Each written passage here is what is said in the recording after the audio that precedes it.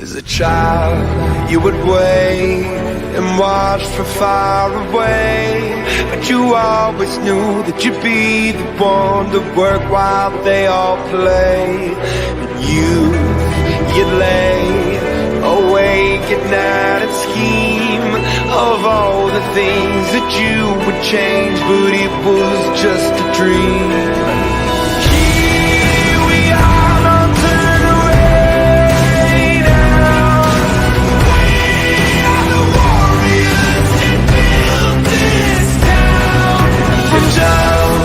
Will come when you have to rise above the rest and prove yourself. Your spirit never dies.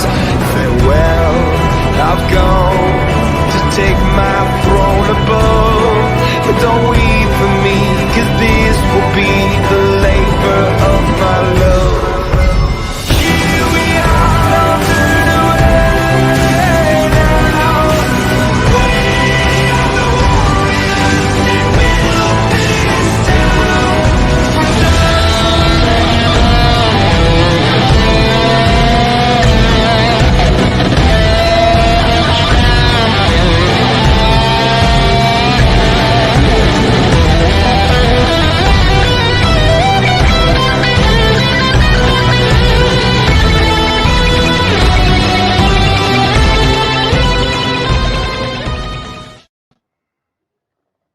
Watching the fights, gang. What's going on? Saturday night!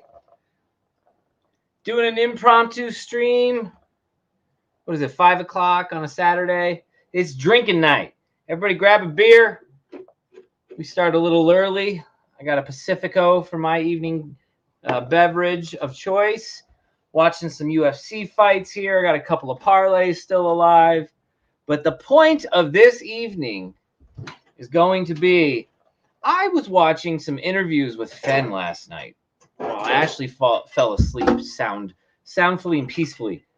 And while I was going over these interviews, while I was nodding off, one made me sit up a little bit. Huh? Did he just say what I thought he said? Rewind. He did say what I just thought he said. Huh?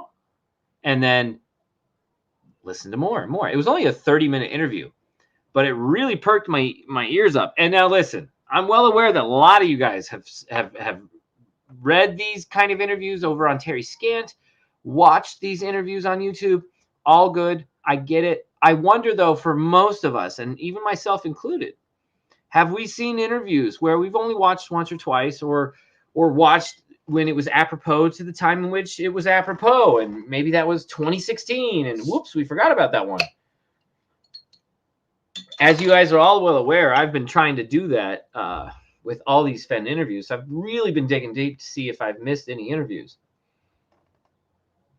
One of these interviews I know I listened to way back when I first started, anyway, 2019. I'm not sure when the interview happened. I know when it was posted, and I think it was 2019. But this one, listening to it now, is like, whoa! The person asking the questions in the interview we're going to listen to tonight asks some follow-up questions that I swear to God I would be asking myself if I were sitting there. Like, yes, thank you. Somebody finally asked that question. And in my opinion, in tonight's interview that we're going to watch, and I don't have the rights to do it. All rights belong to them. I don't know who they are. I'm just going to do it as a reaction video. And if they send me a strike, I'll take the video down, whatever, I'll comply. But it's too important of an interview for me, and I'm just going to roll with it. So that's what we're going to be doing tonight while I'm watching some UFC fights. How are you guys doing tonight? Susie, I see you. I see you there. Ben, where did you find this drawing of a 60-year-old Ben? Huh? What you talking about, playa? What you talking about? Anyway, I got a fight on right now, so I'm very distracted. I'm very distracted.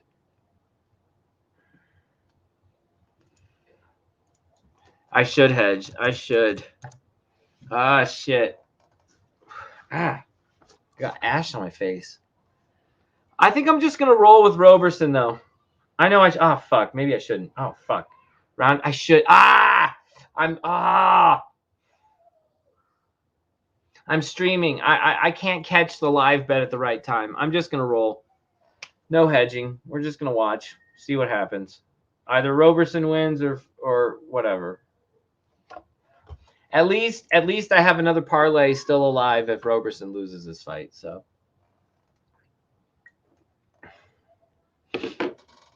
Treasure Warriors, I'm talking about the photo of the card player. Huh? What? Eli, where did you find this drawing of a 6-year-old Ben? I'm talking about the photo of the card player. Crayola agrees with hedging's for pussies.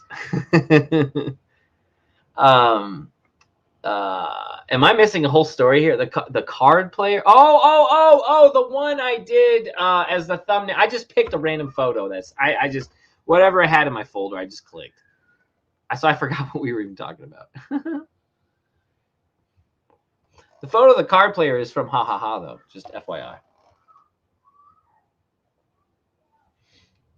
In case you didn't know.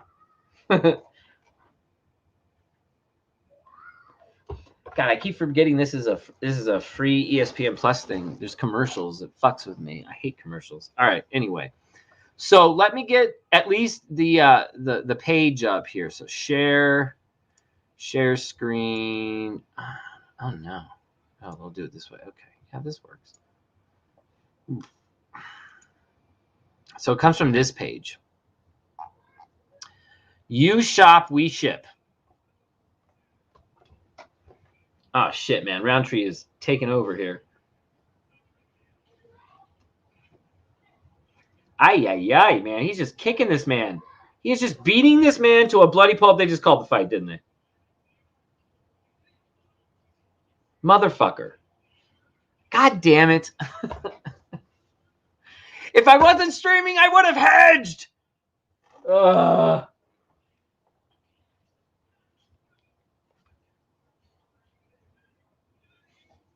Damn it! Should have fucking hedged. That's what I get. That's what I get. Hedging's for pussies. Fuck you, Ben. Damn it. The funny thing, I had Roundtree in all my DraftKings bets, but they all have one loss on them, so it doesn't mean anything. I think. Yeah, no, see, like, no.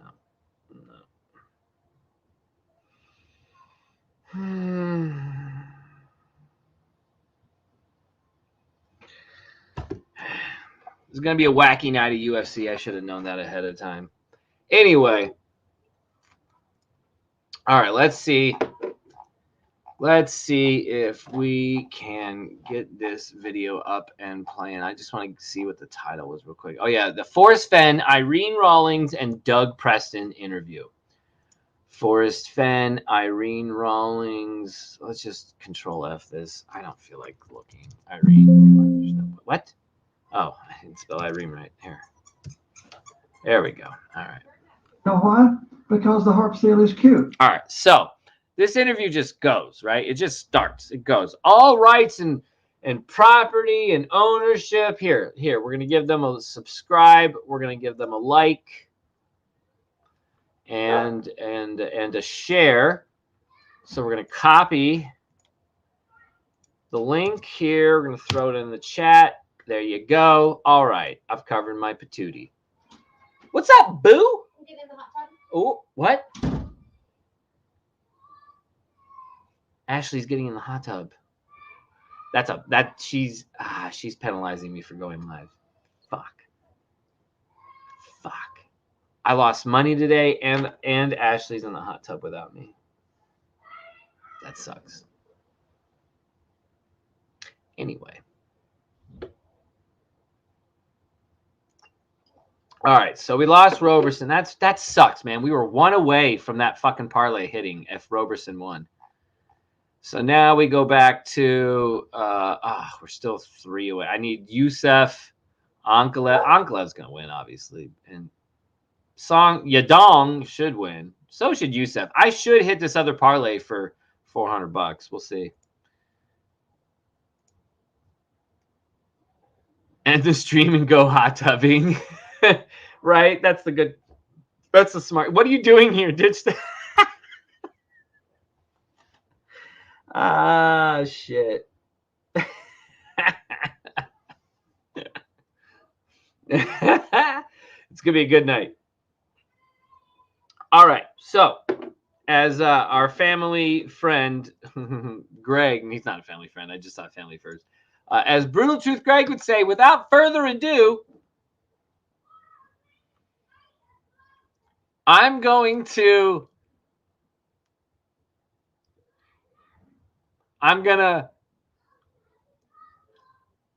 give you a depliction.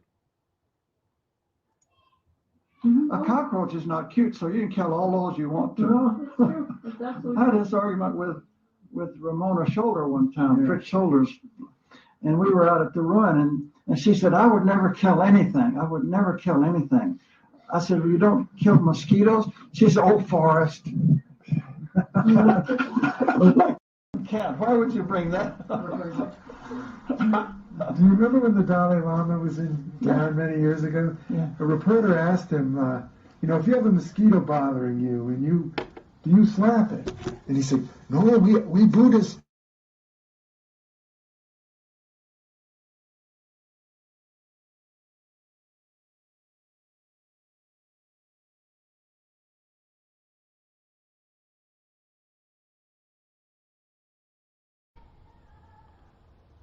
Are we back? Everything's going haywire. Oh, because it got bumped to Wi-Fi. That's why. Here we go. Hold on.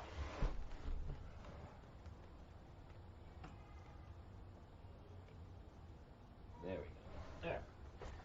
That fucking cord keeps popping out. All right. We should be good here. And Ashley gave me the rolly eyes. Yeah. All right. The mosquito away, and it comes back, and it's bitten you again, and I tell the mosquito, no, go into next cell with other monkey. Okay, first of all, Doug is just telling a story, but it involves a mosquito. And in the Codex, if any of you have read the Codex, mosquitoes are important. Fenn alludes to mosquitoes too, and I think the allusion is that mosquitoes are found at the spot, i.e. 9 Mile Hole, but, Better blood than I do, but don't bother me, and I shoo him out. And the reporter said, all right, the mosquitoes come back a third time, and it's bitten you again. Are you really telling me you're not? He said, well, if mosquito bite third time, then there might be violence. so even the Dalai Lama would slap a mosquito. Well, I was expecting more clever of a punchline from Doug Preston there, and it didn't hit. I had a boss in Vietnam, a full colonel, and we were very close friends. We knew each other in the gunnery school in Phoenix. Yeah. And he was my boss in Vietnam, but he is violently opposed to the death penalty. Yeah. And we were talking one night, and I said, well, if this big guy, mean-looking guy with tattoos and piercings all over his face walks in your house, breaks the door down, has a knife this long, and he's heading toward your wife, and he says, I'm going to kill your wife with this knife, and you're sitting in that chair over there, and there's a pistol there, what are you going to do? He said, I'm going to shoot the son of a bitch. I'm going to fucking shoot the son of a bitch. You're damn right. I said, then you believe in the death penalty, don't you? So a lot of times it boils down to definitions. And in legal terms, a word that's in a dictionary doesn't mean anything like that in a court of law. Whoa. Motherfucking whoa. What? Let's hear that in an instant replay.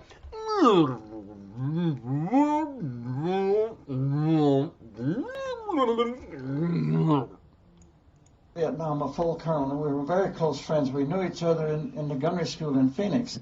Down, he has a knife this long, and he's heading toward your wife, and he says, I'm going to kill your wife with this knife, and you're sitting in that chair over there, and there's a pistol there. What are you going to do? He said, I'm going to shoot the son of a bitch. He said, then you believe in the death penalty, don't you? So a lot of times it boils down to definitions. And in legal terms, a word that's in a dictionary doesn't mean anything like that in a court of law. That's true, isn't it? Yeah. That's true, isn't it?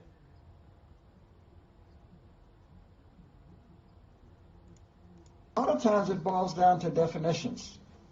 And in legal terms, a word that's in a dictionary doesn't mean anything like that in a court of law. That's true, isn't it? Yeah, that's interesting. That's interesting.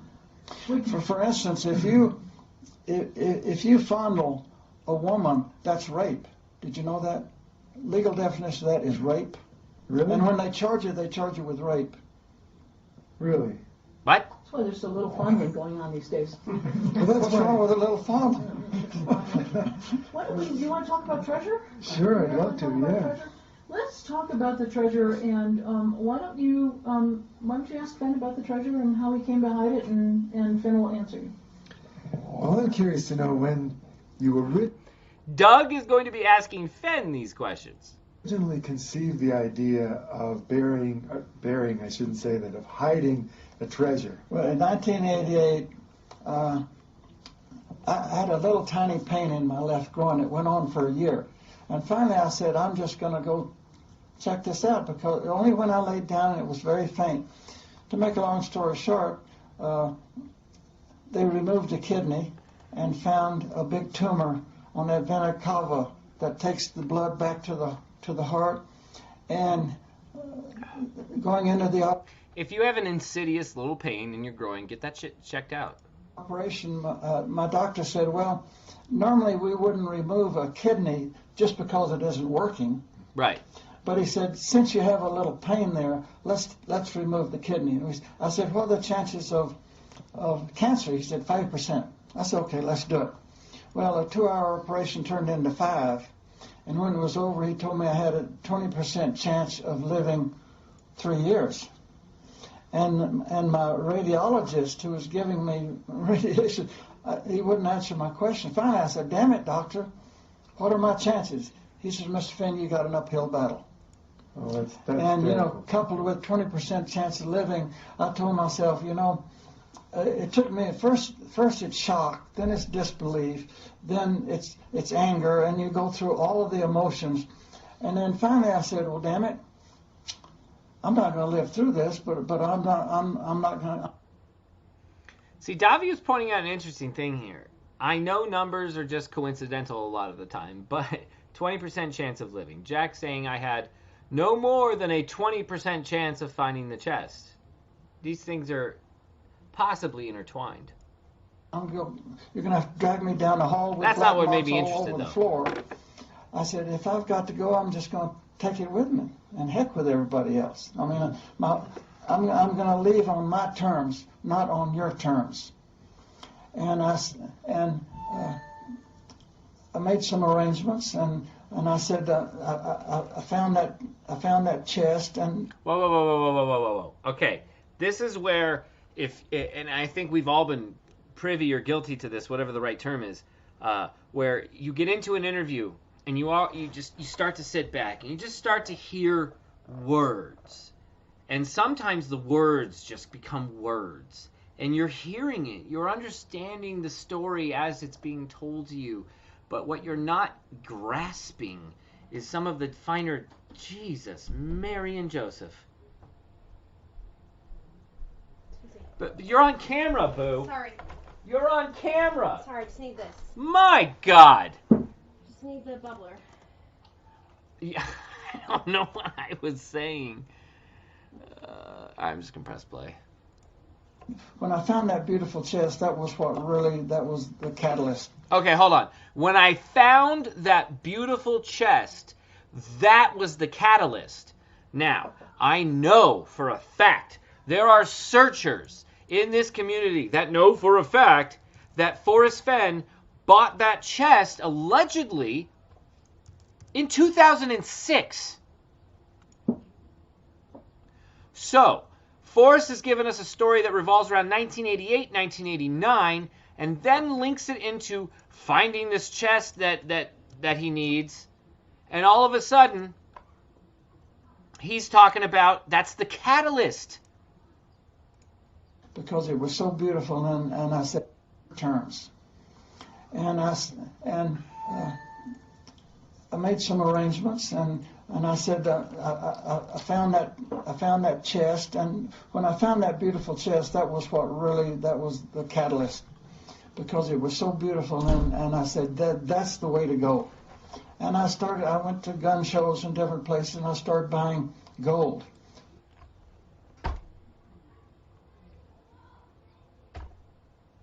I have never seen this topic debated enough by the YouTube shows during the chase. Every time I would turn it on, whether it's K-Pro, whether it's Davio, whether it's Candy, whether it's AGK, whether it's Jason Dent, whether it's Illinois Ghost, whether it's, take your fucking pick. The two topics that I always found strangely not debated were, what are the 9 clues, first of all, and what order do they come in, and the basis behind the acquirement of the chest. Candy is the only one who talks about this chest in depth, as there's some fucking story here that we're not seeing. Now, does that mean reliquary chest and Holy Grail and all that? I don't know.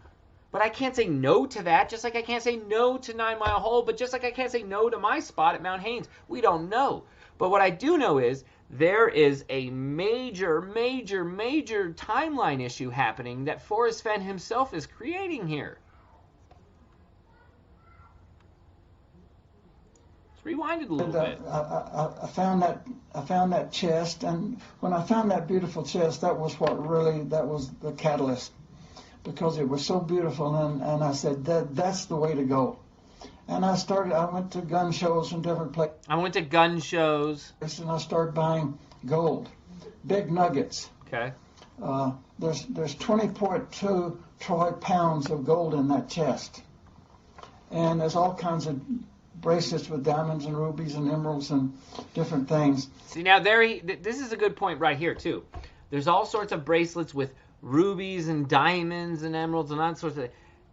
Everybody was like, "Oh, well, the rubies aren't in the chest, or the gemstones aren't in the chest." Well, they were on the dragon bracelet. He told the truth about what was in that chest, down to everything, but I guess the emerald ring that grew legs and jumped out of the chest. And I said, "Yeah," I said, "that's okay. That's what I want to do. If I've got to go, I'm going to take this with me. But that's not the end." Because you're coming up behind me, and I want you to look at me and say, if he can do that, I can do that. I'm going to go find his chest. And I can't tell you how many people have sent me emails that said, "Mr. Fenn, if I find that chest, I'm going to take some of it out, and then I'm going to go hide it in another place and write another poem." And I probably had 50 people that have sent me an email that said that, and all of them are saying, over half of 2,022 emails that I've responded to as a result of that treasure chest story, over half of them have said, we know we're not going to find the chest, but thank you for getting me and my kids off the couch and out into the woods. Isn't that interesting? I didn't expect that, but that's an interesting byproduct of... Well, that's wonderful, because you can't find a treasure by sitting in your room on the internet, clicking away or watching movies on TV. Yeah. You got to get out there. And it's fun to read about it, but it's... What was watching movies on TV part of your treasure hunting strategy? I wonder why Doug Preston says that. Clicking on things, obviously links, maps. Yes, sure, that's all of us. But watching movies on TV, I don't remember that as part of my treasure hunting strategy. Unless, of course, you mean Back to the Future. What time is it? Smoke weed every day. Smoke weed every day.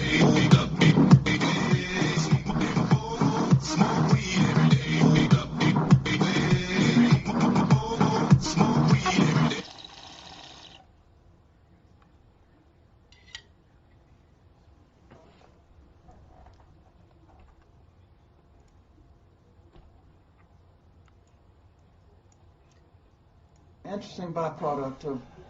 Well, that's wonderful, because you can't find a treasure by sitting in your room on the internet, you know, clicking away or watching right. movies on TV. Yeah. You got to get out there. Why would I need to watch a movie on TV, Doug Preston? Why would that be part of my treasure hunting strategy from my armchair? Unless it's to watch Back to the Future! Surprise, motherfucker. Yeah! Baba Booey. Mm-hmm. I'm Pickle Rick. It's fun to read about it, but it's more fun to do it. I mean, and you know, you're no matter what failures you have, you profit from your failures. But if you can't find a treasure chest, at least you saw the chipmunks running along the trees and different things, and you're a better person. You're breathing fresh air, you're exercising, and we're going back to nature. Very important. When I look at people that live in Manhattan, they don't know if there's a sky up there or not.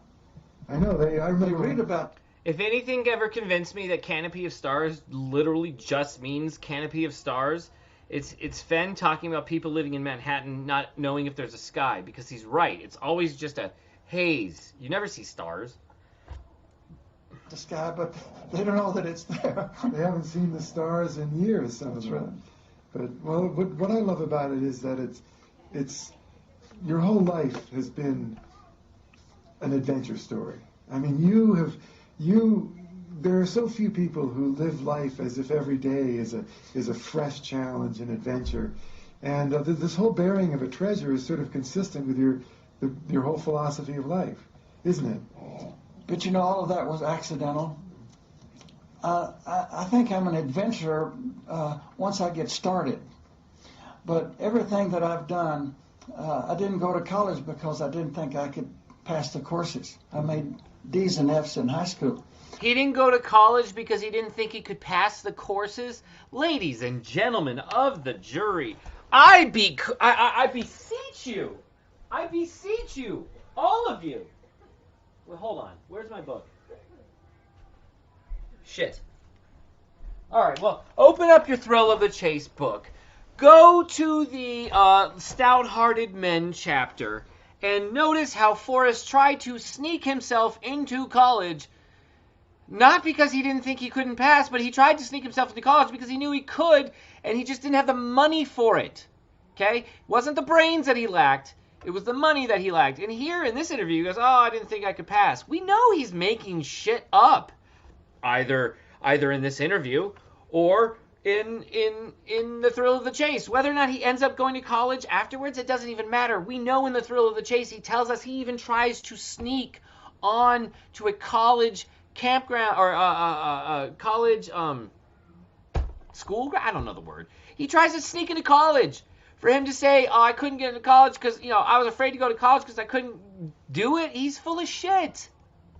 And then when I joined the Air Force, I got mad at my sergeant. I was a private, so I volunteered for everything there was in the manuals, and they needed pilots, so they took me into pilot training. But I said, I can't, maybe be a pilot. I can't pass those courses, but there's camaraderie, there's pride, there's some incentive because everybody else is doing it. And then I volunteered to go to Vietnam, and I said, those guys are not going to send me to war. Are you kidding me? I can't do that. Stop. Those guys aren't going to send me to war. I can't do that. What are we talking about here? Did he not tell us that he, super passed his fucking radar test and he got, front forwarded into the Air Force Academy? They wouldn't send me to Vietnam? What? In the middle of the Vietnam War, they were drafting people. Of course they would send him to Vietnam. They were drafting people into Vietnam. Does he expect... Okay, I'm not taking it personally. Don't read my facial expression as a how dare you, Forrest Fenn. It's how are we all not talking about this facial expression? He wants us to see this. He knows people were drafted into Vietnam. He knows that any 38-year-old man in 1968, if he's a fighter pilot and he fucking volunteers to be in the Air Force, they are going to ship you to Vietnam. That's not rocket science. Yet, Forrest Fenn in this interview states... I ended up flying 328, some incentive because everybody else is doing it. And then I volunteered to go to Vietnam. I said, those guys are not going to send me to war. Are you kidding me? You know, I can't do that. I can't do that? Nonsense. I ended up flying 328 combat missions, shot down twice, and I kept telling myself, you know. And we know 328 ain't the truth either, don't we? Don't we? That's right, we do. That's right, we do. Ladies and gentlemen of the jury, I have told you already. The real number is 305. Matching, of course, Flight 305. And a lot of my buddies were dropping bombs from 3,000 feet. I wanted to scrape them off, you know. I wanted to drop them low and keep going so somebody doesn't have to go back to... I didn't say he was 20 in Vietnam. He was 38 years old and signed up. Of course they're sending him to Vietnam. He was born in 1930. His missions start in 68, correct? 38? I said he's 20. More and do a better job, particularly with napalm. And I found that the guys that were being really careful and alert, everything... I'll take... Here's a bold take. I would choose any Air Force pilot who's gone through Air Force school, whatever the hell that is, over any rando plucked out of any university anywhere in this country, from Notre Dame to Harvard to Cal State Northridge. I'll take a trained Air Force pilot over any of them. They were doing was based on the best possible outcome. They're the ones that get shot first. And I was scraping that stuff off the trees. Let me throw Georgetown in that mix, too. And I rarely missed a target. And I got shot down twice. I took battle damage other times, but I kept coming back. And that's why the grave marker in my book became so important to me. You know, there was something a lot larger than me going on in this story. Mm-hmm. I mean, I'm a kind of a role. Yeah, especially if it's D.B. Cooper. There is something much bigger than Forrest Fenn happening in this story. Manic at night, 2 o'clock in the morning, I'm writing things. And I get up the next morning at 9 o'clock and come in here and look, and I said, my God, who wrote that? I mean, that's... but, you know, I said, yeah, I mean... And that's where the treasure chest became an important thing to me. I'm going to do this, and they're still looking for the lost Dutchman mine in the Superstition Mountains in Arizona. And he loves to bring up the lost Dutchman mine, and this is where, like, shout out to Josh Jordan. I understand why Josh Jordan would bring up the lost Dutchman mine all the time. I understand why he thinks the Peralta stones are part of somehow the chase, in the same way I think D.B. Cooper is part of the chase. The guy brings it up. That's not Josh Jordan's fault. That's Forrest Fenn's fault. And other places, and I hope 10,000 years from now people are still looking for Fenn's chest. This isn't the only time he's brought up Lost Dutchman. He's brought up Lost Dutchman in multiple interviews, specifically in the beginning of the chase. It's out there someplace. Well, you know, one of the things that happens is as time passes, the size of the treasure gets larger. People exaggerate it. The writers exaggerate. I've millions, billions of dollars. Ooh. Okay, so fun quote about to happen here. Now, a lot of people have made the quip, if you will. Well, Forrest always said if it goes to 10 million, he'd go back and get it himself. That means he can go get it. That means it must be in a place that a 90-year-old can go get it or whatever. A lot of people have argued, no. Forrest Fenn has said stuff facetiously, in a joking manner, sarcastically, and a lot of us believed that when he said, oh yeah, if it gets to 10 million, I'll go back and get it, he was just, that's salesmanship. That's salesmanship, guys. Anyway, listen very closely. In a few hundred years, they're going to be talking about the $1 billion that Fenn buried. But you know, I've been very careful. I have never said what I thought the value was of that chest. And I gave $25,000 for the chest. Yeah. But I've never said what I thought it was worth, because you can't say the value of gold goes up and down every day. And a lot of the coins in that chest, there are 265 gold coins in that chest, and I've never said that before. Whoa. Whoa. Everyone grab your thrill of the chase right now. Where is my thrill of the chase? Where, oh, where can my thrill of the chase be? Where, oh, where can you be? Thrill of the chase, where did you go? I can't find it anywhere. I think my kids have taken it from me. I put it in its sleeves. Where the fuck did it go? Oh, here it is. Here it is. Ah, yes. He never said 265 gold coins before? Bullshit. Well, maybe he did. Shit. Maybe that was the first time. When did he say 265 gold coins? I'm wrong. I thought for sure it was in this book. It's the 254 rubies that he numbers off. Oh, shit. Okay. See, even I'm wrong. Not even I'm wrong. Of course I'm wrong. But, okay. So this is when he said 265 for the first time. Interessante. I like it. Shall we continue? But there are 265 gold coins, and most of them are American double eagles. Yeah. And some of them have numismatic value that may be 10 or 20, 30 times the value of the gold spot. Yeah. And 30 times the value. Like if a gold coin was like worth just $1,000, but it happened to be some rare double eagle from 19 blah blah blah, and it's worth 30,000 instead of 1,000. so who knows what the chest is worth? But everybody that writes adds another $1 million to it. And I've said facetiously that when the thing gets to $10 million, I'm gonna go back and get it. Oh. See, a lot of people forget that part of the quote, don't they? Let's hear that one in an instant replay, shall we? Adds another $1 million to it. And I've said facetiously that when the thing gets to $10 million, I'm gonna go back and get it. Well, I have to say, I will never forget when you brought me into your vault and showed me, lifted the lid on that chest, and I saw the gold heaped up inside these gold nuggets the size of birds' eggs and heaps of coins. It was just like a pirate treasure, and the glittering jewels, and I couldn't believe it. And then to pick it up. He did say gold spot, Dillard Denton. So, current gold spot is by weight. So, right, 30 times its weight. Weight in value, or value in weight, correct?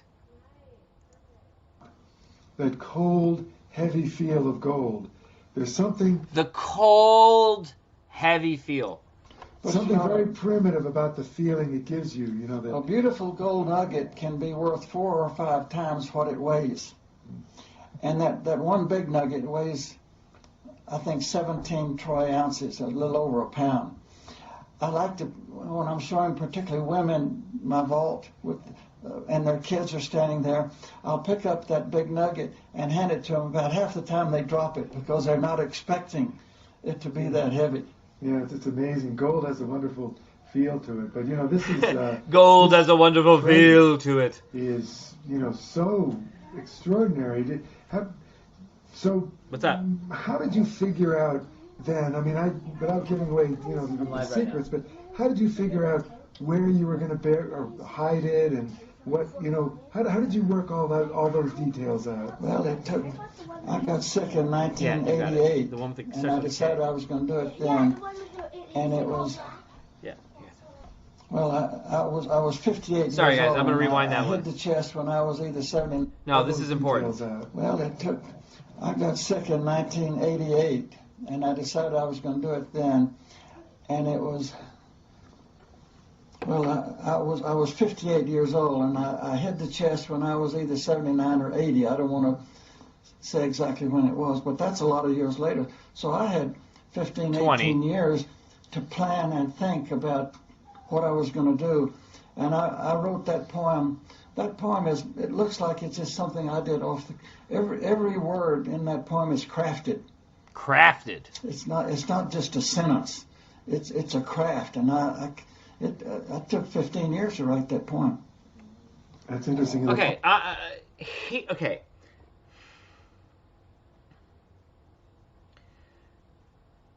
There's salesmanship, and then there's being genuine. With Forrest, I don't think you're ever going to get 100% of anything, right? So you're never going to get 100% salesman. You'll get 85% of salesman, 15% genuine. And then at home, maybe you're going to get 85% genuine, 15% salesman.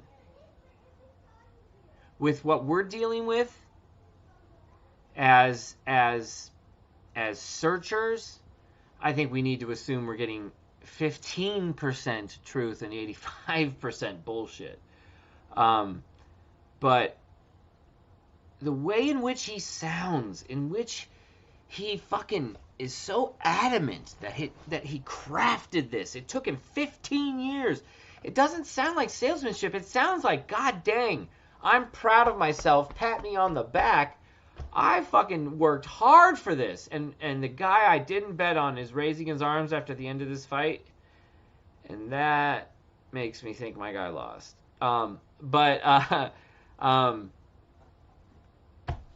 That doesn't match a 9 Mile solve. It just doesn't. Maybe we're all suffering from some crazy form of bias that hasn't even been recorded yet in the dictionary. But this don't make any sense. I want it to be 9 Mile Hole. I want it to be 9 Mile Hole.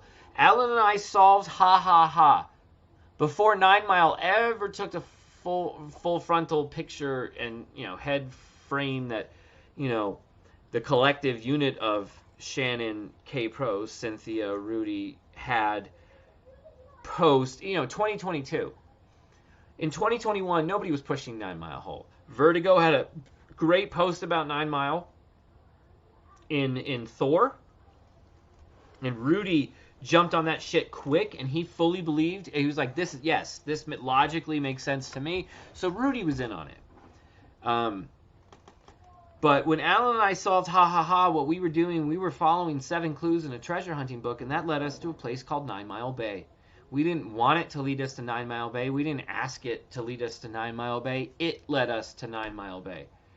They're going to do the decision here. I'm assuming the other guy won. My guy looks dejected. The other dude looks like he's about to get his hand raised. I'm about to lose all my money. Let's see it happen.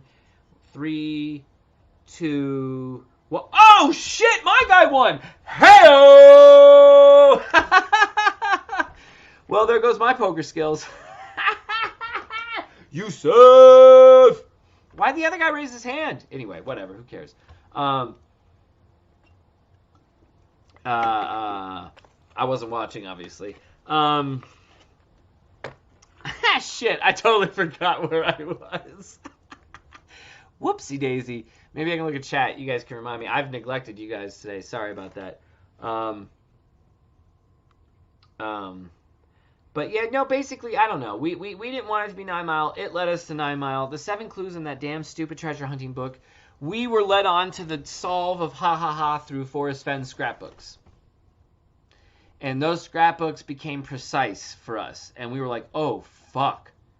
What is this? It felt like an aha moment. I never had an aha moment in my very short interval in the chase pre-find, but I've never had an aha moment in a multitude of things unless I've had the aha moment in puzzles. I've done ARGs. This was an aha moment that he and I had. And it led us to a precise spot called 9 Mile Bay, which we thought was interesting. Specific to just, oh yeah, there's 9 Mile Hole and Yellowstone, but that's not the solve. It looks like it's going to be GPS or Slough Creek or Oho or somewhere else in the Madison. Maybe my spot, Mount Haines. We didn't know. And then it became 9 Mile Bay. And then we looked up, well, what's happened at 9 Mile Bay? And Alan goes and hops on his research train and then fires back a picture of Clark friggin' Gable at 9 Mile Bay. And I'm like, okay, all right, now I'm interested. Clark Gable, 9 Mile Bay. Images. Da, da, da, da, da, da, da, da, da.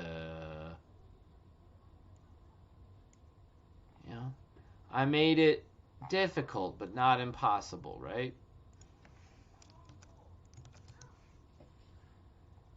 I'll go back to all. Maybe I have to spell it. Yeah. Oh my, Forrest, why did you do this treasure hunt?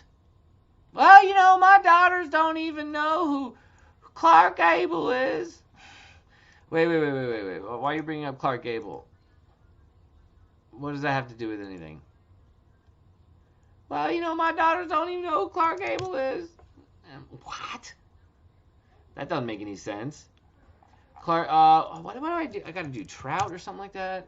How did we get to here we go. Is this where it was? Has Google wiped the images? Where the fuck did they go? Thank God we screenshot. Oh, here we go. Pyramid Lake.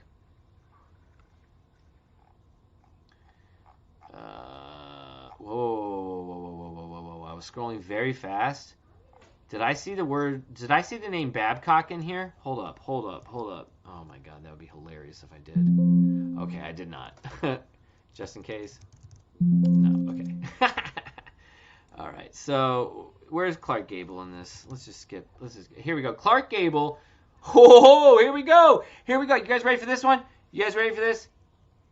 Are you hanging on the edge of your seat? Bump, bump, bump.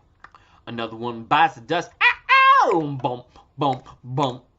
Another one bites the dust. Clark Gable used to hide. Clark Gable used to hide out at Pyramid Lake and catch 20-pound cutthroat. Let me say it one more time for those of you in the back who can't hear me. You know, my daughters don't even know who Clark Gable is. Forrest, why'd you do this treasure hunt? You know, my daughters don't even know who Clark Gable is. Clark Gable used to hide out at Pyramid and catch 20-pound cutthroat.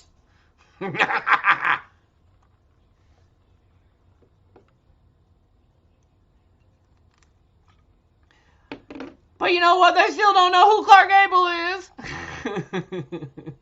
This is nonsense, folks. This is all real, just for the record. All of that's real. I could show you the pictures. I don't know why I can't find the fucking pictures. I feel like the pictures have actually been taken offline. If Alan, can you hear me in the back? Alan, can you hear me in the back? Can you send me Clark Gable photo? I have the photo, but I'd have to be scrolling. You know what? It's worth it for you guys. So while we're waiting, maybe I will just scroll until I find it. So that's what I'll do. Photo, because it's worth it. It just is. Here we go. Now, if I can scroll to an area of my phone that looks familiar to the time in which it was getting hot and heavy on D.B. Cooper research. Ooh, like, see, I see the Ha Ha Ha book there. Okay. No black and white photos of Clark Gable there, though, so we press on.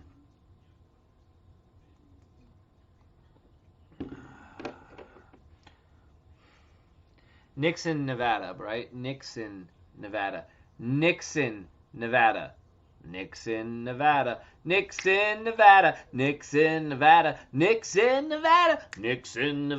Where Clark Gable catches his fish. Yeah!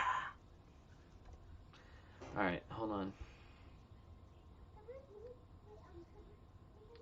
Am I blurry? Oh, wow, I'm way blurry. Hey! Hi. Little finger, bang! That doesn't do it. You gotta do it slowly, maybe. Focus. Oh, yeah. We have to be smarter than the camera. That's how we do it. Nixon, Nevada. Nixon, Nevada. Nixon, Nevada. Oh, by the way, the dude, we had that P.O. Box 687. You guys can't see it here, but it says P.O. Box 1, Gold Hill, Oregon. Oh, is that near Jefferson, Oregon? Why Oregon? Why is the dude getting his postcards printed from Oregon? Why is ha ha ha printed in Oregon? Why do they share the same P.O. box at the same... What? Nixon, Nevada. Nixon, Nevada. What was I looking up? I forgot. It was something about ha ha ha. Ha ha ha relation, right? Shit. Clark Gable. Oh, that photo. That's right. Did Alan text me? That could just... It'd be a lot easier if Alan just texted me. Okay, you know what? I'm just going to call the motherfucker. He's going to be so annoyed. He's so annoyed with me lately. Because I keep calling. I keep calling. I keep calling. I keep calling. What's wrong with Oregon, JK? Nothing. It's just where, you know, Ha Ha Ha was published. Jefferson, Oregon. P.O. Box 687. You know, the same P.O. Box as the dude. P.O. Box 687. You know, the same man who owned who wrote a treasure hunting book with 9 clues. Yeah, P.O. Box 687 for a treasure hunting book where you solve 7 clues. It's weird, huh? Alan's not picking up.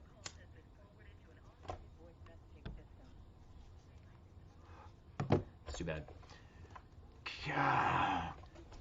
Cary Grant was into Catch a Thief, not Clark Gable. It doesn't matter. What? That's not what. What? I hope you're referring to someone else. Search Clark Gable, Pyramid Lake. Ah, that's what I gotta do. Okay. Clark Gable, Pyramid Lake. Ah, it's so simple when you do it that way.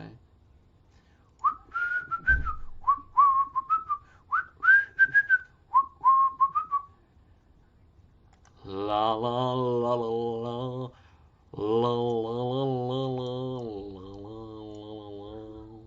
Okay, this is open image in new tab. Bada bing.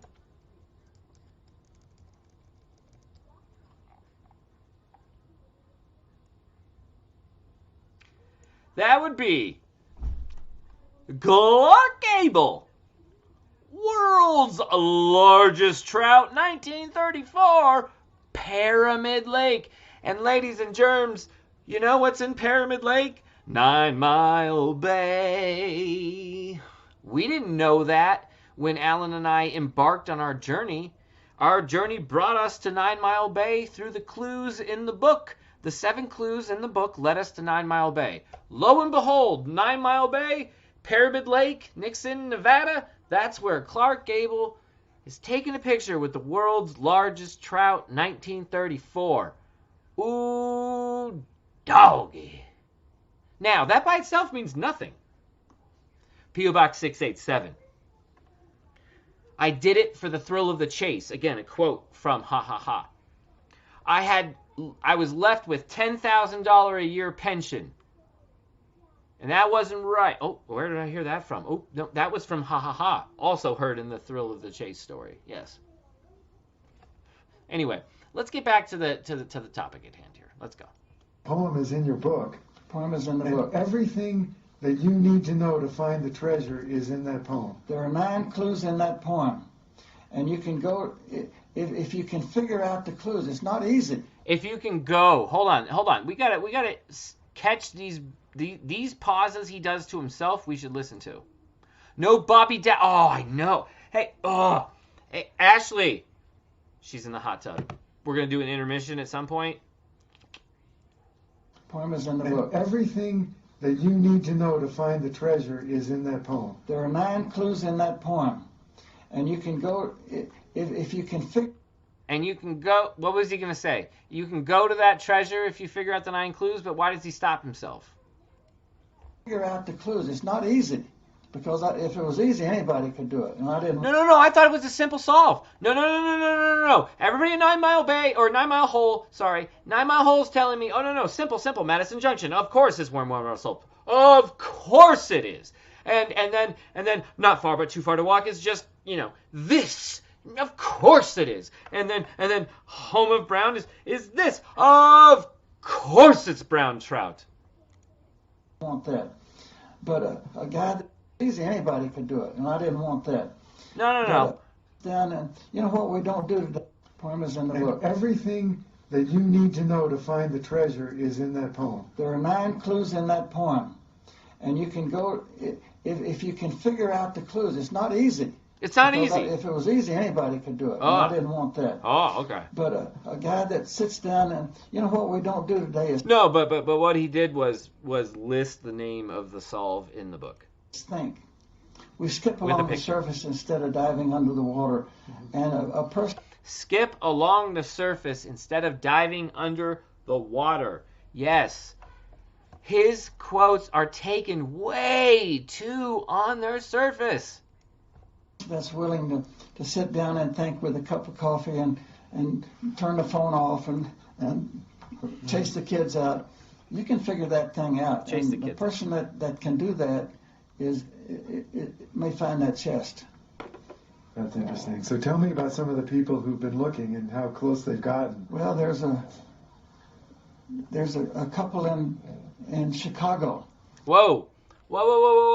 Now, whatever he says about this couple in Chicago, if he says they're close or they're not anywhere close, they're going to know, right? It almost makes you wonder if this couple in Chicago even exists in the first place.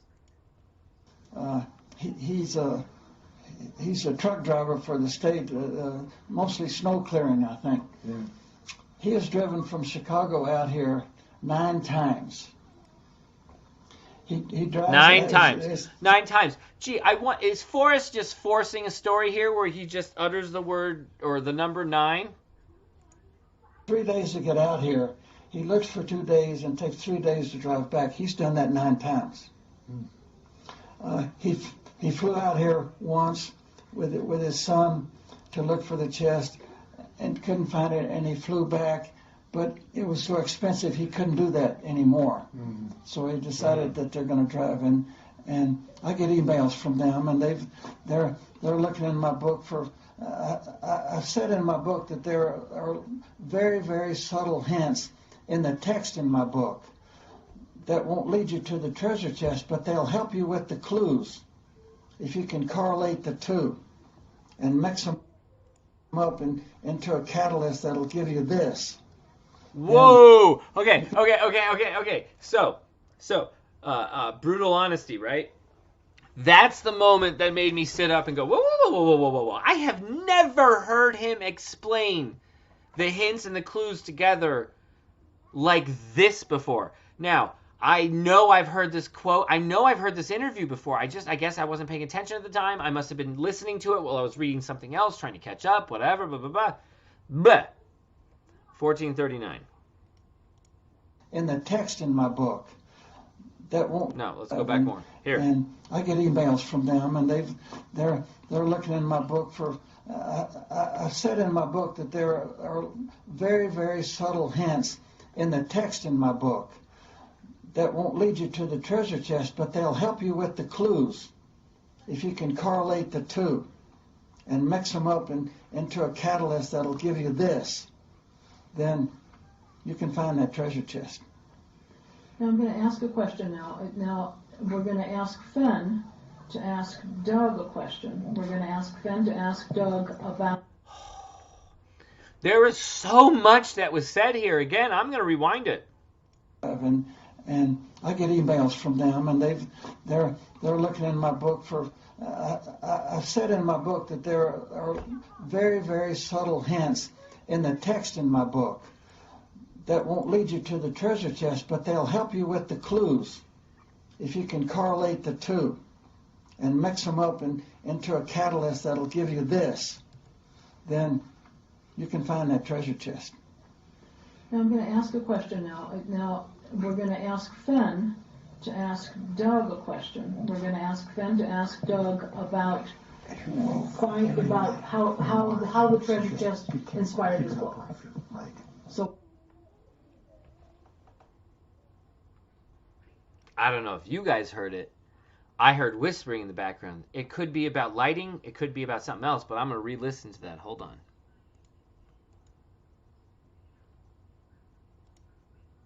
Ask Doug a question. We're going to ask Fenn to ask Doug about how the treasure chest inspired his book.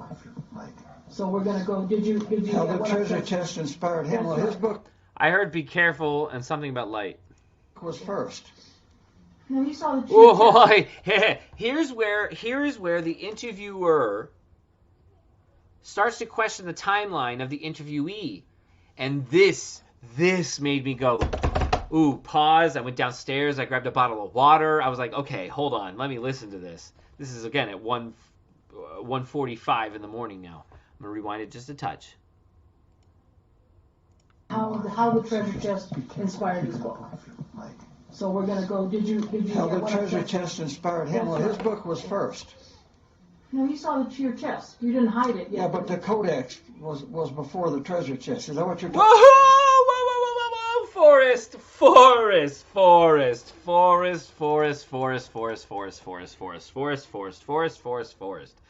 Sir, Forrest, Mr. Fenn, you just 10 minutes ago stated, for us 30 minutes ago, 10 minutes ago you stated that you got the chest back, in 88. And now you're saying, what? him? Well, his book was first. No, you saw your chest. You didn't hide it yet. Yeah, but Again, you said you got the chest. You were inspired to get the chest in 88. Doug Preston saw it, and he's corroborated that throughout the 90s. Doug Preston's book came out in 2003. Now, at this point in the interview, Forrest Fenn is saying that the book came first. 15 minutes into the interview, Forrest is now stating Doug's book came first, then the chest. What? Doug's book was 2003. the codex was before the treasure chest. Is that what you're talking about? No, it wasn't before. Wasn't your codex inspired by the chest? Well, it was inspired by the story that Forrest told me. I can't remember exactly when the treasure chest, came into. I can't remember the first time I saw it. Actually, when was it? Actually, I think. I can't remember when the first. You know what? Weird. I can't remember. Forrest, when was it? Help me out. Are you kidding me? They are being caught red-handed in a lie. Ladies and gentlemen, if you want to slip up, this is a fucking slip up. I will rewind it again. Did you How the treasure chest inspired him. Well, his book was first. No, you saw your chest. You didn't hide it yet. Yeah, but the codex was before the treasure chest. Is that what you're talking about? No, it wasn't before. Wasn't your codex inspired by the chest? Well, it was inspired by the story that Forrest told me. I can't remember exactly when the treasure chest, came into. I can't remember the first time I saw it, actually. When was it? Actually, I think they were synonymous. I think About the same time? the treasure chest. Actually, I think they were synonymous. Synonymous? The codex and the chest are synonymous? Do I need to look up the word synonymous for you guys? Or are you all intelligent enough to understand what the word synonymous means? The treasure chest and the codex book are synonymous? Did he mean they came out at the same time, but he used the word synonymous? This is very interesting. Now, does it matter? It doesn't give anything away, even if it is a mistake. It says you. What if your line of research was this precise thing? Then it does give something away. If it wasn't your research, then it doesn't give anything away. Of course it wouldn't. That's how these things stay protected. If it was a mistake that everybody caught, everybody would catch it. If your research tactic was this specific topic, then yes, you would catch it. If it wasn't, you never would. Of course you'd be asking that question, because you never had anything to do with it. Just did that. But I was.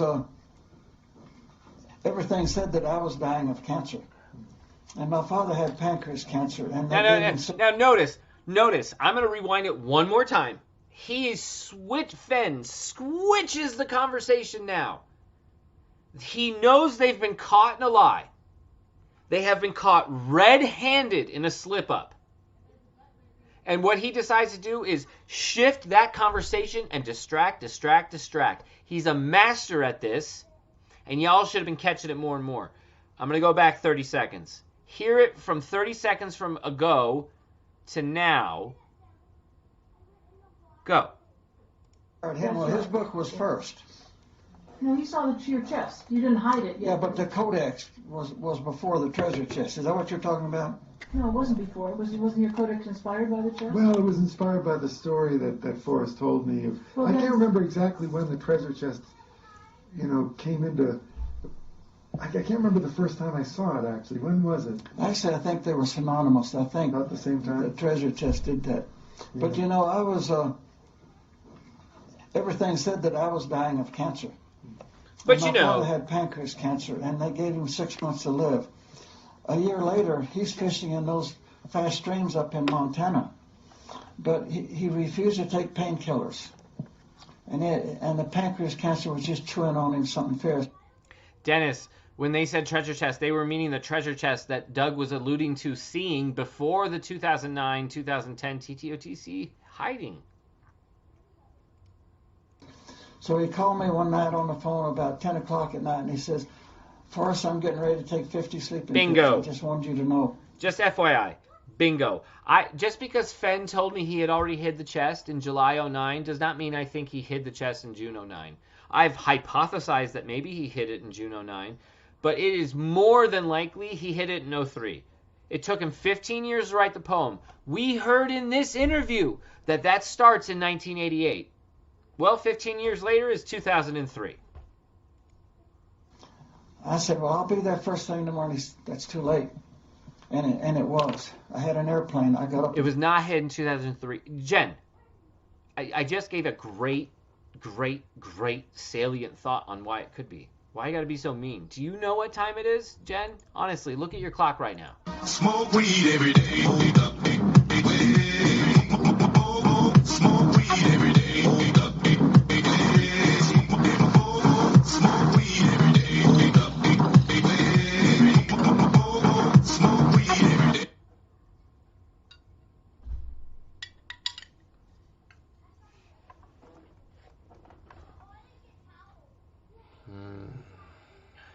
Holy jeeber, Mary Mother of Christ on a cracker. First flight and flew down there. And I always So synonymous is simultaneous, is it? I didn't look that up. Is it? respected him. I said in my book that he wasn't going to let it beat him. Isn't that a good comment? That's He good. wasn't going to let the cancer beat him, so he took his own life. He beat it, in a sense. He's going to do it on his own terms. And I said in my book that I wanted to dare to do it my way. Well, the whole philosophy of your book, the thrill of the chase, that's the philosophy of your life. And, I mean, the book is as much an adventure story. The thrill of the chase is the philosophy for your whole life. Now, I understand. I make this argument all the time for D.B. Cooper, and a lot of you just go, "Oh, Ben, that is a quote that everybody uses." Thank you, my lady. Ben, that's a quote everybody uses. The thrill of the chase. Okay, well, I like to think of myself as a learned man, and I like to think of myself as a bit of an outdoorsman, camped in the 3 to 4 figures. I actually have never heard of the thrill of the chase. I've heard of the chase. Doesn't matter. Doesn't fucking matter. Does it? It doesn't matter.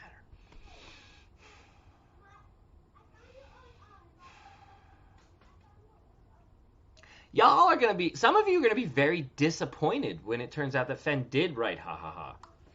Anyway, doesn't have anything to do with this. Let's get back to the interview.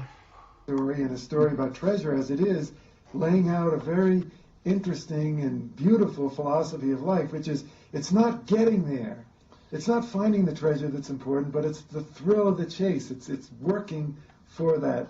I love that philosophy. But I've always been a little bit insecure, and I think I said in my book that any part of some is better than no part of any.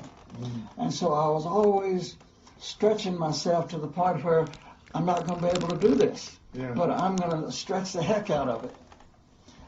But I did do it. So now I'm going to stretch the next one a little bit stronger. When I built my art gallery here in Santa Fe, half my life had been a fighter pilot. All right. We are exactly pretty much halfway through this interview. So, Susie, mute it. I'm about to play an intermission song, and then I want to go over a little bit of what's gone on in that ha world over the last 24 hours, because it's gotten ridiculous. It's gotten out of fucking hand. It's gotten out of pocket, as Ashley will say. But I gotta go pee. I need another beer. There happens to be a fight starting right now. 2-minute intermission, because I think this fight might be over in 2 minutes. And everybody grab a cocktail. It's a Saturday night. We're ready to fight. Don't believe it, just got. I don't know the song, but I know how it goes. Anyway, don't believe it, just. Anyway, I could do this all night. Go get your beer. Go get your alcohol. I'm going to play some music. Susie has muted. Fantastic. Susie, it's not even that big of a deal. I'm actually going to play what I think is the Chase song, right? I always get copyright struck for this one, and I just don't care. Billy Joel. River. In the river of the dreams. Something or other. This is a different version. Let's hear this one. I think it's the same. I'm out of breath. I was running around the house there. Whew. All right.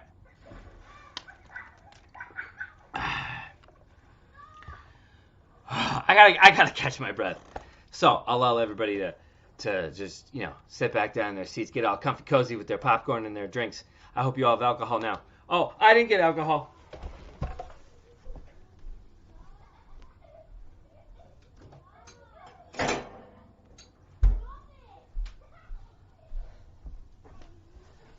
We are up to the main event on UFC, and I don't think I have any hope of making money tonight. So let's just double check that. Did the river so deep? I'm in 154th place. Oh, shit. Out of like 10,000, that's not bad. It won't matter though. Okay, all right. So, K-Pro's question before we get back. We are going to get back to the Fenn interview, so don't worry. We're not ditching that concept. Do y'all see what I do here? I open my beers with a lighter.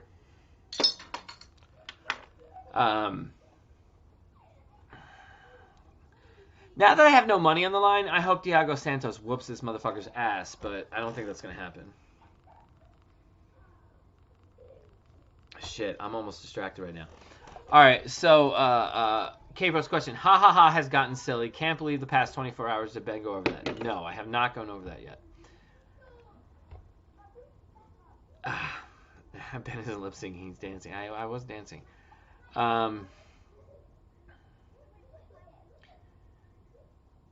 Packer Jack thinks the chest is sold privately.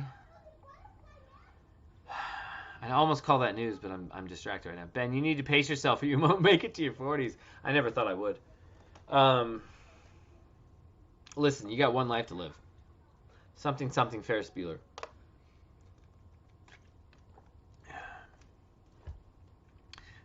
I laughed at that. I hope you laughed at that at home.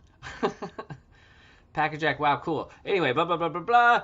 Alan, there was no such thing as clean DNA sample from that dirty tie from 1971. And by the way, again, Alan, let me ask you a question, good sir. And K-Pro, I will get back to your question. Please write it again if I don't bring it up in 20 seconds or 20 or 2 minutes. Alan, how do we who this tie? Let's be serious here. Let's be serious. I understand all the science behind the tie. I don't dispute any of that. I don't know shit about Shinola from that. However, what I do know is this. People have friends. People have relatives. My uncle works at a top secret military base in a private contractor fashion. I don't know shit about what he does. But I guarantee you, when I go to his house every year on Thanksgiving and Christmas, and I walk into his closet, I can take a fucking tie out from his closet. And then I'll do a crime, and then, oh, you find that tie. Oh, yeah, of course it matches something. Now, what you're probably saying back to me is, well, yes, of course, Ben, but we would have caught that. That exact thing would have been found out should said example you just brought up had happened. I would attest to you, yes, more than likely you're right. However, we're not having this talk in 1982. We're not having this talk in 1979. We're having this talk in 2022, where nothing has worked. I submit to you, I think everybody is looking at the 5% that they want to look under every log on, that they never thought they would on the plausible side, but on the other side, where it's like, let's start to think the crazy shit. Like, yeah, someone just stole it from their brother-in-law, and no one made the fucking connection. It could be just that simple. Somebody stole a tie on one family get-together that they were at. One. Not a normal yearly thing that I go on, right? One family get-together back in 1962, and they happened to, or back in 1969, because it has to be close to the hijacking, and the tie has to accumulate all the particles and shit. So in 1969 or 70, somebody goes to a one-time get-together with a family that they don't have any real association with, boyfriend, girlfriend, not even husband and wife, and that's the tie that's left. Ask yourself, why would D.B. Cooper leave the tie there if he didn't want you to examine the tie? Huh? He took the note. He took the fake bomb. He took the briefcase. He took every aspect of his being on that plane, including his shoes. But he took the tie off and left it. Well, gee, what a break! Good for what? Score one for the good guys. He left his tie. What a moron! We got him now. I'm not a criminal, but have none of you ever thought, what would it be like to just commit a crime one time in your life? You've never thought it out what you would do? I have. I thought the whole ins and outs of what I would do if I did a crime. And the first thing I would be doing if I was a non-smoker is show up to the scene, because again, my goal would be no dead people, all witnesses. So first thing I'm going to do, I'm a non-smoker. I'll smoke. Second thing I'll do, my hair's obviously brown. I'm going to dye that shit black. Or I'm going to dye that shit blonde. Or, better yet, I'll fucking shave it. I mean, shaving's a little touchy, because people would notice in your real life that you shaved your hair. So, but what I'm saying is here, you would disguise yourself. Okay? You would. You just would. Anybody who says they wouldn't is nonsense. And anyone who believes the actual surface level thing here is nonsense. I think that soapbox rant is over. How about you guys? Ben was out of breath crossing the river. Do you think if that... Well, Dillard. In Forrest's defense, and in every other searcher's defense, at Mount Haines, there is a fishing hole. I don't know what they call it, but there is a fishing hole because I fell into it. Like, I went from up to my thighs to up to my fucking neck. It's on the tape recording, and that's when I get my phone fucked. And I fell right into the fishing hole. So that's why I was out of breath, because I had to literally like swim myself out of it because the current was strong too. And I was fine. It was just I was out of breath a little bit, and I'm a smoker, so there you go. I don't know that Forrest could do it at 80 years old, though. I know a lot of people say he could. I have gone back to videos of him in the 2000 aughts, if you will, like 06 to 09. to even 11 and 12, that motherfucker is limping.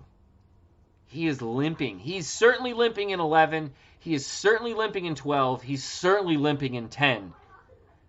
I have found, I think, one video of him in 09, and he was a little more limber, I will say. But I don't know that he could travel across a river with 20 pounds on his back. But maybe the river itself is the reason for 20 pounds instead of 42 pounds, right? If it was no river and you could just walk it, could he put the 42 pounds on his back and walk half a mile? That's a good question. If Fenn can't walk half a mile with 42 pounds on his back, then he can't cross the river anyways, right? But if he says he has to take 2 trips, is that because he's telling you the only way I could do this river is with 20 pounds on me? If I took the full 42, there's no way I could do the river. Is that what he's saying? Ah, shit. That's a great justification for a river. I mean, I always assumed it was a river crossing, but that's a great justification for a river through quotes. I'm high, guys. Do I need a panel? Maybe I shouldn't just be talking to myself at this point. Am I talking out of my ass right now? You know what? Let's go to Forrest. Let's go back to Forrest. I didn't go to college. I didn't own a painting. I didn't know anybody that did. I never studied business. And I made it work. I had a very successful art gallery. And I've told people that I think, because I never did go to college, I never did have any experience, I never learned the rules that made businesses fail. I've heard that quote. You reinvented it from scratch, and that turned out to be the best Well, thing. I have some things going for me. I have energy, I have imagination, and I got guts. And boy, if you got those 3, you don't need money or anything. And that turned out to be the... Hey, Alan Kay, what do you think it would take to be or to help out in the D.B. Cooper caper, as it's called in Ha Ha Ha? I'll give you the answer.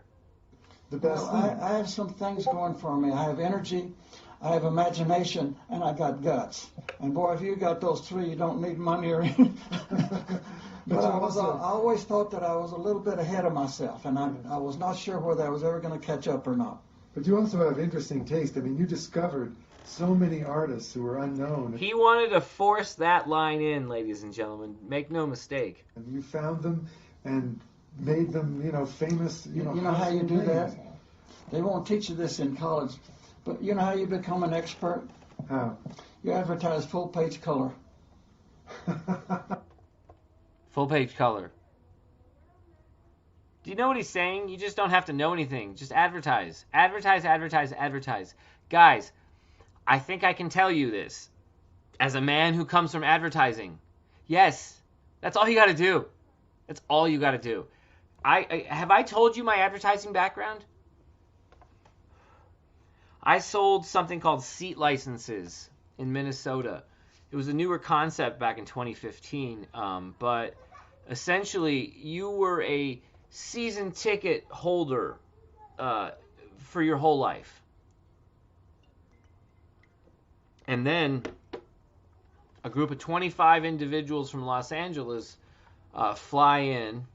Is this fuzzing out? I'm sorry, guys. Hold on. I know how to do this. Hold on.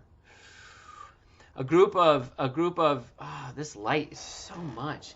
A group of 25 Los Angeles fly in and say, hey, we're building a new stadium. And oh, by the way, if you want that 50-yard line, 20-row seat that you've always had for 35 years in your family, where your father gave it to you and you're planning to give to your son, we're building you a great new stadium so you don't have to take a piss in a trough anymore. And, technology upgrades. But, oh, by the way, the season tickets for those seats are no longer $100 a game. They're $400 a game. So instead of $1,000 a seat, it's $4,000 a seat. So instead of paying $4,000 a year, which is probably a lot, What we're asking for is $16,000. And then, oh, by the way, each seat, you have to actually own it in the stadium. So what we're going to need from you is $10,000 a seat in addition. Oh, you want the close? Oh, that's $25,000 a seat in addition. So what I'd like today is about $125,000 to acquire those seats that you were normally paying $4,000 for. Would that be cash or credit? So that was my first job in advertising, and it blossomed into actually selling the signage that you see in the stadiums, and the you see DraftKings of the billboard there, and blah blah blah blah blah blah blah. Anyway, advertising sucks your fucking soul. One cell at a time. You make a great commission check, and you want to blow your fucking brains out. That's how you become an expert. And I always advertise full page color, and people always thought I was an expert. Please don't tell them anything. You have no idea how much that worked, by the way, K-Pro. And Minnesota fans will tell you, you literally had to piss in a trough at the previous stadium. Getting back to the treasure, Okay, back to the treasure. Thank you, Doug. The impression that made on me was so strong, and the story that you told about the idea of taking it with you and really doing it. By coincidence, a few weeks after we had our lunch, I got a call from the movie producer Linda Obst, who... I would agree with that to an extent. At some point, there's still a bottom line. At some point, there's a spreadsheet where the numbers are either in the red or they're in the black. And if they're in the red, they should be as small as possible. And if they're in the black, they should be as big as possible. And that always takes over. Who did Flashdance and Contact. She's a very famous producer. I went to school with her. And she said, do you have any ideas for me? She used to call me up every couple of years. And usually I said, no, I don't have any ideas. I can't think of anything. But at this point, I first said, no, I don't have any ideas. And I said, wait a minute. I have an idea. It's not my idea, but it's a great idea. And I told her about you and about, hiding the treasure. And I will remind you folks, 19 minutes in, this story is slightly different from the Once Upon a While, what do you call that? Interview, I guess, what they did. And I think different than how Doug describes it in the K-Pro interview. Just keep that in mind, slightly. Taking it with you and everything. Oh, she loved that. And so I made up a whole story around it, not with you as a character, but with an invented character. That's where you got the codex. Exactly. That's it. That's where my book came from. Excellent. And sold the movie. Excellent. Hold up. Forrest found a way to intervene in the conversation and interject. Oh, here's the fact, right? Forrest is waiting. Forrest is a master, ladies and gentlemen. I'm going to rewind it 30 seconds. But at this point, I first said, no, I don't have any ideas. And I said, wait a minute. I have an idea. It's not my idea, but it's a great idea. And I told her about you and about, hiding the treasure and taking... Yes, correct. The only thing Doug could be saying is she was teaching when Doug was attending. That's the only thing. It's the only way that makes sense. It with you and everything. Oh, she loved that. And so I made up a whole story around it, not with you as a character, but with an invented character. That's where you got the codex. Exactly. That's it. That's where my book came from. Excellent. And sold Excellent. the movie rights to her. But before I sold them to her, you remember I called you up. And I said, Forrest, I've got a movie producer who wants to make a movie, and they're going to pay some money for this. And so, what do you think? And you said, Doug, in your very generous way, you're one of the most generous people I've ever met, said, I hope you make $1 million on it. The idea is yours. Run with it. And so I did. And unfortunately, they never made the movie. That's Hollywood, But I wrote a... You know what Doug said, of course, with Once Upon a While symposium interview. They'll make that movie, mark my words. A novel about it called The Codex. which I think is one of the best novels I've written. Well, what you may not know. She never is taught. Well, yeah, I agree. When I thought I was going to. It needs to be paused again. I'm sorry, guys, but 2 trips is right. If she never taught, they never attended at the same time. That is an out-and-out lie. Some will say, oh, Ben, he's not lying. He's just getting his own story wrong. To which I go, come on. Come on. How much of this are we going to take? People don't get their own stories wrong. These are purposeful lies. When we say lies, I'm not accusing someone of being an asshole. I'm accusing someone who is in a position of authority within a treasure hunt to not be telling those who are not in authority lies. I wanted my story to be told. I wanted. She went to college later. JK, I went to college later. No. We know when she graduated. It's not like we're not comparing ages. We know when she graduated. We know when he graduated. It's not when going to college. I know. I didn't go to college until I was 23, I think. I wasn't ready for college at 18. I get that concept, my brother. I get that concept, my brother.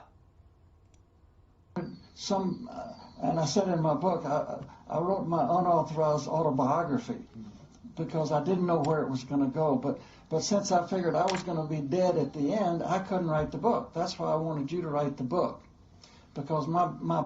Okay, bro. The she is the woman who ends up becoming the movie studio bigwig that did what was it? Contact. The studio bigwig who did a few big giant movies that we've all heard of. That Doug tried to sell his script to, or sold his script to, but then it went on the shelf. He's claiming this same woman he went to school or attended school at the same time with, when we just know that's an out-and-out lie. Bones were going to be right there by that treasure chest, and I was going to do it my way. Yeah. But Doug didn't want to write that book. I think he was. Yes, purposeful. So who cares if it's a lie? Just listen to the story. Whoa. I agree with you and I disagree with you.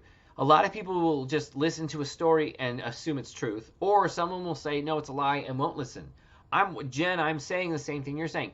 It's a lie and we need to listen to it.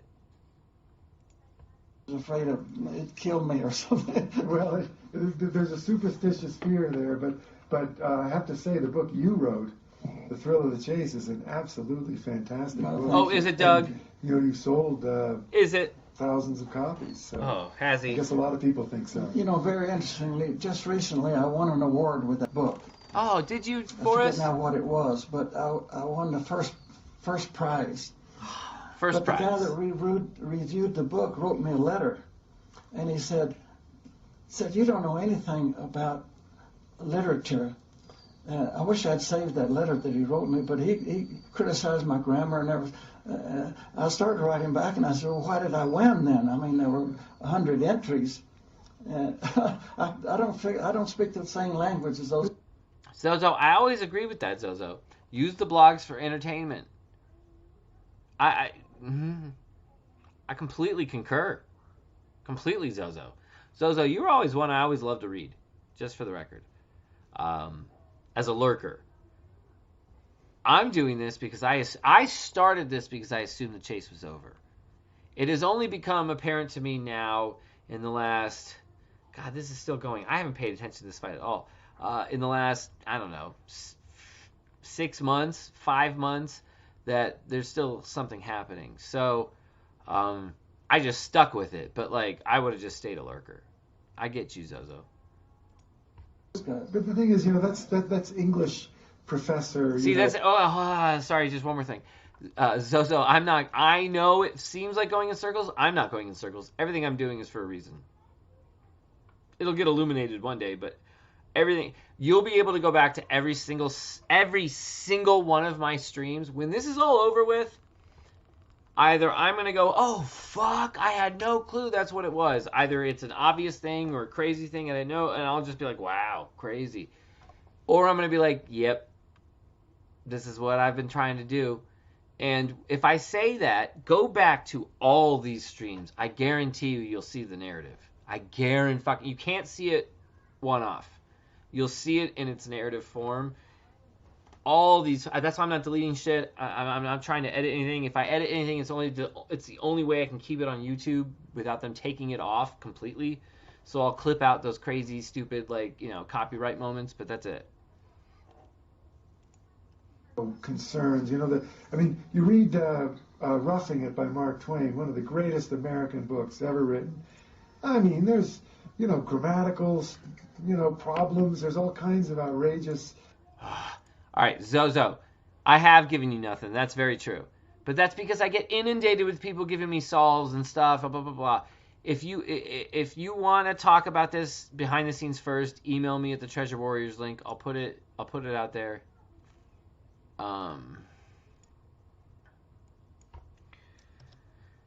And that's not, I'm not pushing you off because I do push some people I don't respond to sometimes. I just don't have time sometimes. Remember, I have 5 kids. Like, I'm trying to get, most of the time, the only way you're going to get hold of me is just to keep replying to me. Like, to just send me another email and be like, hey, did you remember? And I'll be like, oh shit. But I'll look for that, Zozo, and we'll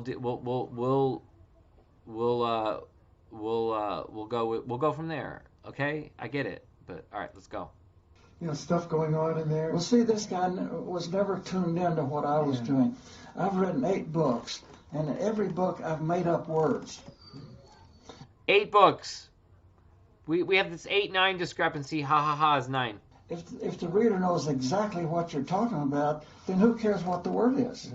And I always looked the words up in the dictionary to make sure that they were not there. To make sure they weren't there. In my memoir, when I was talking about courting my wife, I said she was much too good for me, but tenacity was never one of my shortcomings. And this guy made a big issue out of. Alan will give us the line. Alan has a line in Ha Ha Ha that just goes perfect with tenacity is never one of my shortcomings. Me misusing that word. He was not tuning in at all to what I was trying to say. Well, I understand it. So, that's funny. Well, you have the grammarians out there who want to correct everything. I'm sorry. Do you want to look down? Surprise, motherfucker. What? What is this?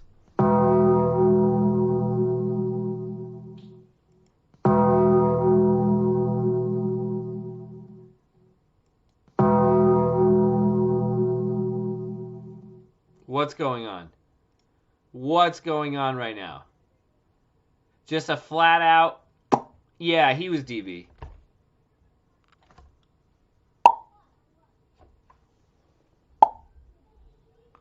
Warriors only interesting to a few of us. Okay, well, I happen to be one of the few of us, so I'm interested if any of the, 103 viewers want to go away? Go away! I don't care! That's the fun of this game! It's my channel. I want to be interested in things I want to be interested in, and this is very interesting. Who'd you hear this from, K-Pro? Who'd you hear this from? Who'd you hear this from? I had a friend meet with Creighton Fenn. Creighton Fenn is who she heard this from, I guess. Shit.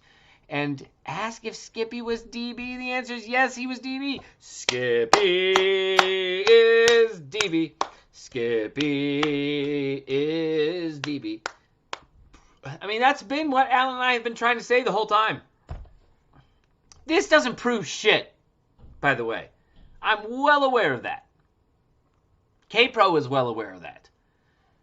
But holy mother of fucking Christ. Holy motherfucker of Christ. Holy motherfucker of Christ. This demands one question. What time is it? Smoke weed every day. Smoke weed every day.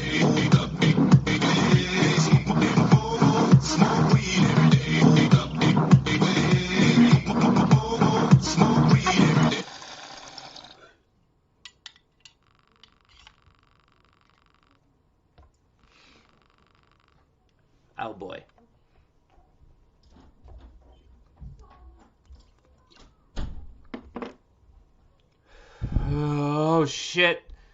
Ha. That was good. Smoke weed. What's up, Boo? Did you see what K-Pro just wrote in chat?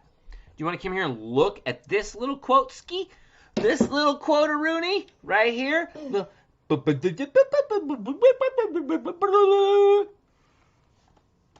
Wow. Wow. When You want did to say that hi to happen? everybody? When did it? This just happened. This just happened. Breaking news. Breaking news. But we won't do breaking news without Mike. You're so hot. Thank you, babe. Hot tub was hot. Ooh, God damn it. so hot. I'm so lucky. This fight's still happening. It's fantastic. I haven't watched a fucking second of it, though. Ankalev still hasn't done this. Wow. Santos is still fucking in this. This is crazy to me. I thought Ankalev would have, like, choked this dude out in the second round. Thiago! Anyway, this is crazy. Let's get back to it. Ben, I will tell you who... Hold on. Ben, I will tell you who got that from Creighton, which is good info. If you tell all of us... Oh, shit. What you know about the Nook. You said it in the Discord and nobody knows.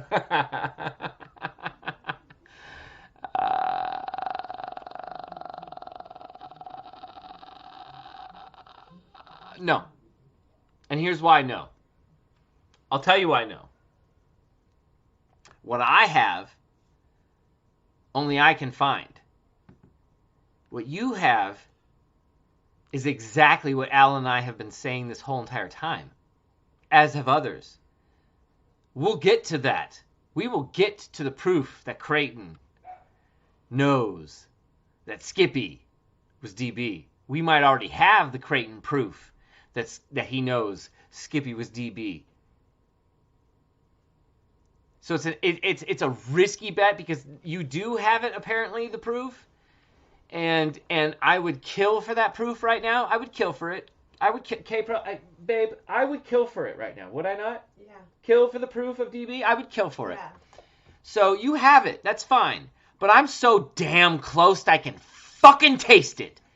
And what I have with the Nook, I'm not sure that anybody is so close to. So now, K-Pro, would I already have shared that with you regardless because I'm going to take people with me when I go boots on the ground in Yellowstone? This might be something that you're already getting, the information about the Nook, because I'm going to bring it with me to West Yellowstone in June because I'm on a mission. You might already be getting the information you're asking for, is my point. I think I have something precise to the Nook that nobody's talked about, that has been corroborated by people that I think are behind the scenes, but it doesn't matter because they were corroborating stuff that I had already found and was like, oh, fuck, and took a step back from and was waiting for somebody to corroborate, and then they just happened to come along a year later, so... It's the only thing I'm holding back because, again, I made it very clear, 2 months ago? 3 months ago? There's an emerald ring. I made it clear a year ago there's a second chase of some sort here. Oh, yes, I probably already have it, so share with everyone, Warriors, LOL. Okay, Pro. Okay, Pro. K-Pro's acting like she already knows what I know, boo. Do you think she knows what I know? Only you know what you know. I think that I know that she doesn't know that I don't. I concur. I concur, says Ashley Power. Ben, shame on you, dude, withholding info. You better apologize to Cynthia again.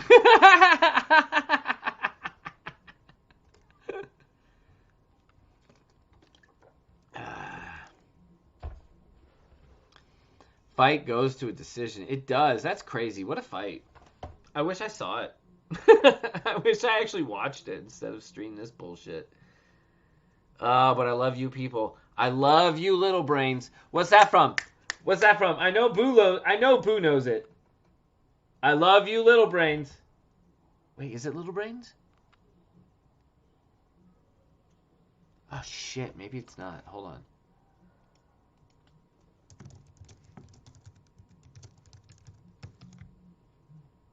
Yep, I was right. Come on, you don't know it? Oh, Boo Boo Bear. Boo Boo Bear. Stand up and stand over there so you can't see the screen. I'm going to play the clip. But I don't... You already saw it? I already saw the movie. You bitch.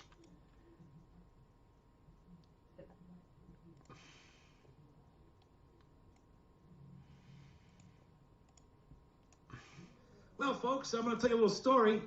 About a year ago, this little brain comes in here. I'm talking, and this is documented, 0.5% of his brain at the most. He orders a piece of pie. He forgets what it is. He looks down, doesn't know what it is. Well, I know what it is. I'm looking, it's a piece of pie. I said, what the hell are you doing? He says, I'm waiting to make a call. So what does that look like, a phone? He says, it is a phone. Well, the joke is on me. He picked up the pie, called his mother. Folks, come on, please, stay with me here. You're on trial, not me, okay? Good throw, Hi, Boo. what's your name? Arthur. Hi, Arthur. And where were you from? Denver. Lovely city, Denver, Arthur. Did you ski? No. How'd you die? I was in a coma. I'm sorry. How long were you in a coma? I really don't know. Let's play a game, Art. Elvis, living or dead? Living. Long coma, Art. Long coma. Where do you stay? Hi, how are you? What's your name? Ernie? Hi, Ernie. You having a good time? Where here does in it say Jersey I love City? you, little Oh, brains, it's though? fun. I'll tell you a true story. This really happened.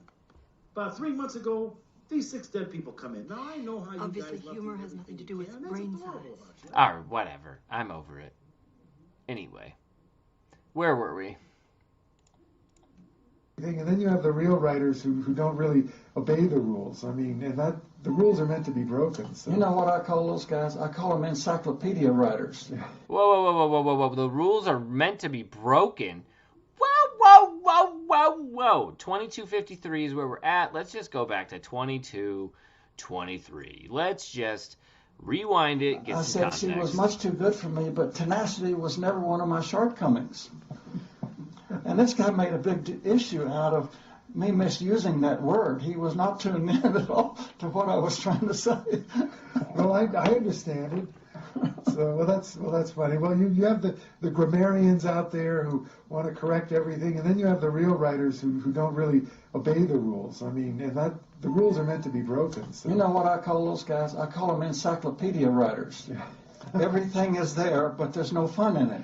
Well, there's no life in it. There's no interest. You know, but there's something to be said for bouncing off the curb once in a while instead of going right down the center line. Yes, that's right. Well, you have to take your own path in life, and that's something that you are brilliant at doing.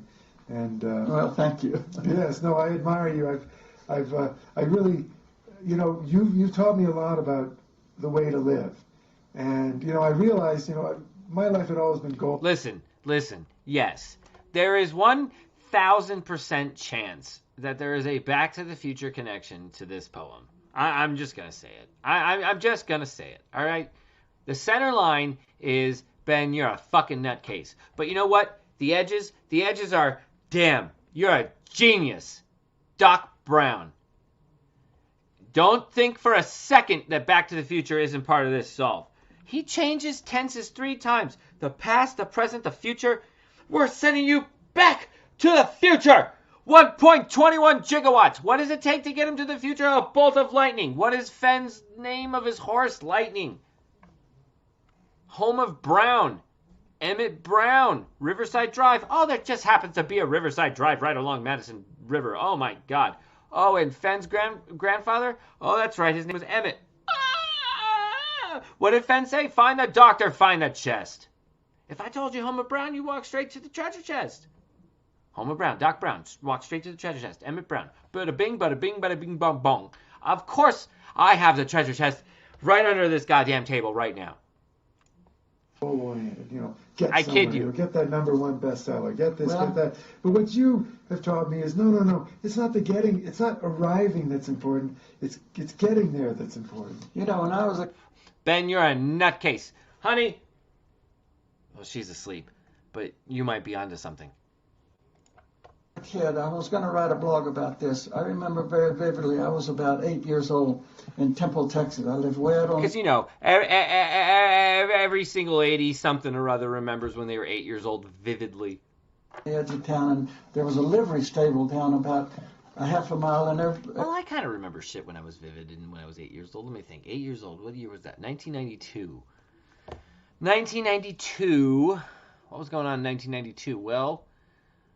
yeah, I do remember sitting in a classroom, and it was Ross Perot's name, George Bush's name, and Bill Clinton's name on a chalkboard.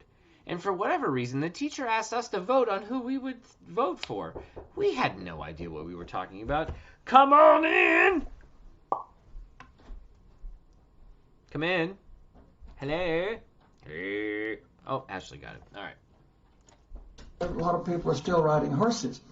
And there's a dirt road in front of my house, and this cowboy rode by on a horse about 20, 25 years old, and he looked at me and rode on. I said, "Hiya, cowboy." Well, he pulled his horse up and got off and walked over to me, and I thought he was going to give me a candy bar or something. He punched me right in the nose, knocked me down, bloodied my nose, got on his horse and rode away.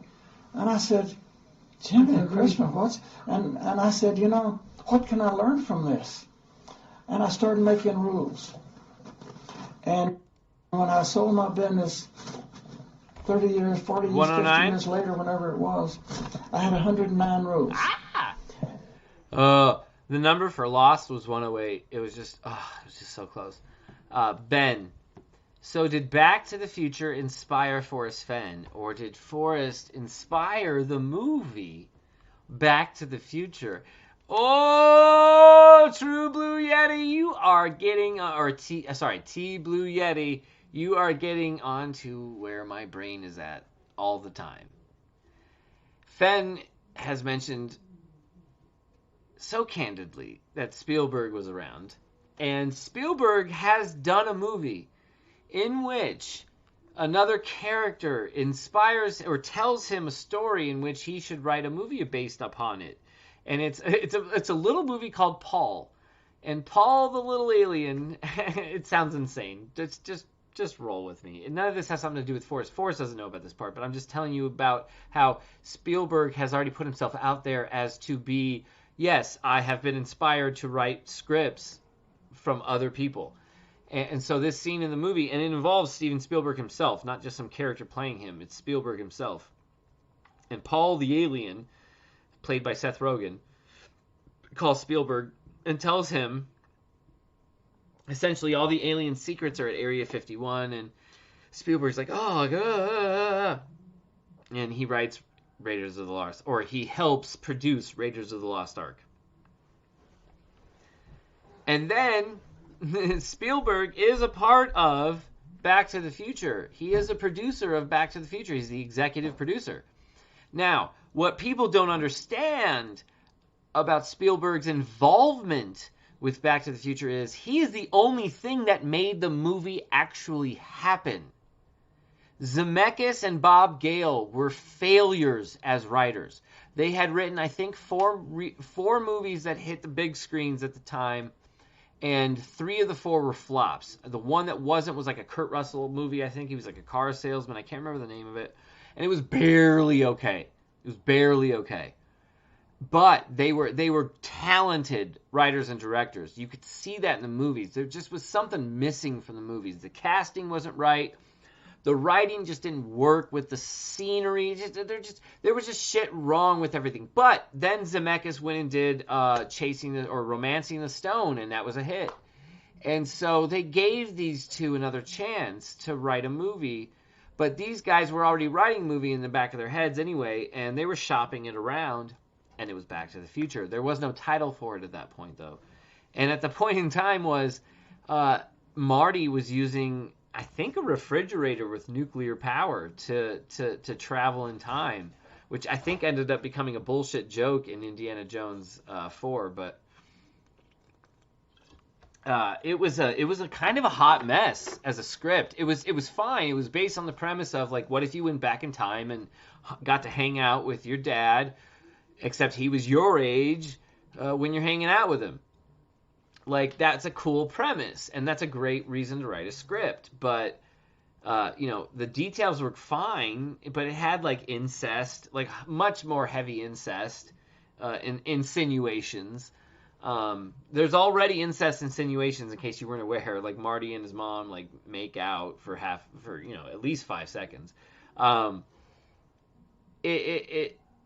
It was much more refined when Spielberg was involved. He got them to change, and he said you need a vehicle to give Marty a way to go back in time. And then they came up with the idea of the DeLorean. And it was the quote. It was there. I heard Spielberg say it, and I heard him say it on like a VHS that I happened to watch like 50 fucking times. And this is context about me as a person. If I'm into something, I'll watch it 1,000 times. And with Back to the Future, especially the behind-the-scenes stuff, there was only a limited amount of footage of behind-the-scenes stuff. Some of y'all might be Back to the Future aficionados, and you're going, okay, Ben, what do you really know? Again, I've watched VHS tapes that showed me what happened to Biff Tannen when he steals the DeLorean in Back to the Future 2 and actually arrives back in 2015. He gets out of the DeLorean and he's exiting. He actually starts to crumble next to a giant, to one of those trash fucking can things, god damn it, what are the dumpster things. And he's actually falling to the ground, and he actually evaporates into thin air, much like Marty's hand does at the end of the movie. That's purely because there's a backstory where Biff gets shot in between the end of the third movie and the beginning of the 2015 storyline as a background storyline. So Biff can't survive. So as soon as he gets to 2015 and he's back in the regular time, he just dies because he should be dead. It's very dark and demented, and I loved it. There's also that same VHS that told you about how the sheriff in Back to the Future 3 is still based on that same Biff Tannen idea, except it's Strickland, but it's kind of Biff Tannen and Strickland together with it. Anyway, I'm going off on a fucking tangent. Anyway, Back to the Future, did it inspire Forrest, or did Forrest inspire Back to the Future? Probably the same. Probably the exact same thing for each other. I think that Spielberg, he mentioned Spielberg coming to his gallery. If it happened once, it happened a bunch of times. I think Spielberg pitched this idea to Forrest. Listen, you guys, and this is only the context that I have just from being the life that I have lived in my short 37 years. Even someone like Spielberg, if he thinks he has a winning idea, he's going to pitch it to people. And if Forrest is a brain that he thinks that if Forrest is a brain that he respects, he's going to pitch him an idea, even if it's a brand new kind of story. Okay, so Forrest is in his 50s. So what?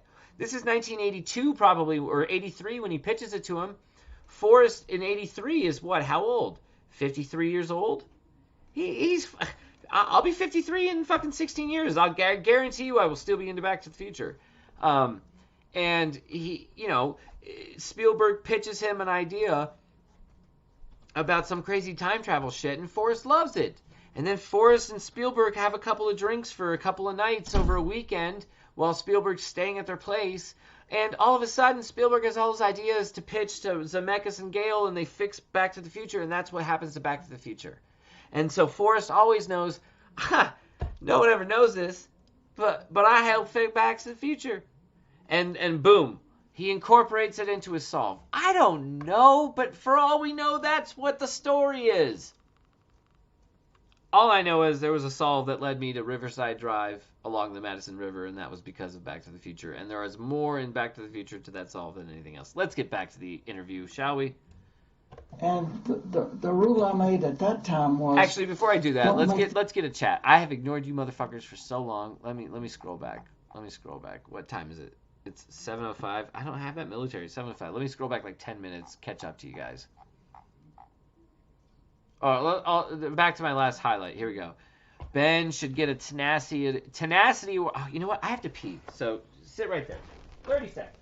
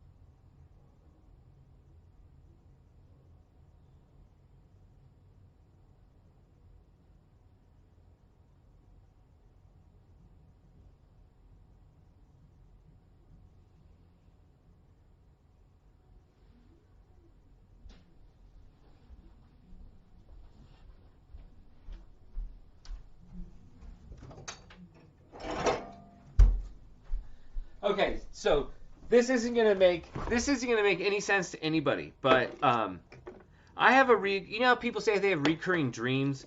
I have a recurring day flash, and it happens to me only seldomly. It's only and I had adapted to this, but it only happens at a time where I feel as if I've been in a place for too long. And I get a flash of visions, and it's the stupidest thing in the world. But I get a flash of visions of kind of just like driving a pickup truck and nothing but blue skies, like flat land, lots of empty space, and like a Walmart, fucking motherfucking Home Depot, fucking just spread out, like King of the Hill style, something Texas, I feel like. And I get this, and I've gotten this like in a heavy dose where you just get image of this like just fucking flooding into your head. And I've gotten this probably 7 or 8 times in my life. The first couple I didn't know what it was, and it just was persistent, and I ended up moving and it went away. And then the last 5, I got those feelings, and then like a month later I moved and it went away. And then I started to catch on. I get this feeling, and I know I need to move. It's time to move. So maybe I'm telling Ashley, I think it's time to move. Maybe we need to get out of California. Anyway, it was very strong. Back to the chat. Blah, blah, blah, blah, blah, blah, blah. Ben voted for Lyndon LaRouche. K Pro Taxes, Ross Pro. Oh, God, we're way behind. All right, sorry, guys. I'll catch up here. Are the rules posted anywhere? Carry? I mean, unless they were simple things like look both ways before you cross. Yeah, no rules posted. Ben is unique because the higher he gets, the more focused he is. Weed does expand his mind. Yeah, I know. I need to smoke more anyway. Send any complaints for tonight's show to Ashley Power, P.O. Box 687, Burbank, California. Do you guys watch Pam and Tommy? It was a great show. I only say that you said Burbank. Burbank reminded me of Jay Leno. Jay Leno reminded me of Pam and Tommy. Great show. I highly recommend. Hulu. Packer, did you see the DB stuff on Discord yesterday? Yeah, the DB stuff on Discord has been out of this world. I still haven't gotten it. I think I got to it, right? They have gone from a convicted murderer, Rod Addicts, to convicted rapist who claims Rod Addicts stole it, to now a 15-year-old child in 1978 who wrote it, to back to the convicted murderer. It's just anybody but Forrest Fenn on the DB Cooper side, I guess. I love him. I love him to death, but it's like it just feels like they just want it to be anybody else.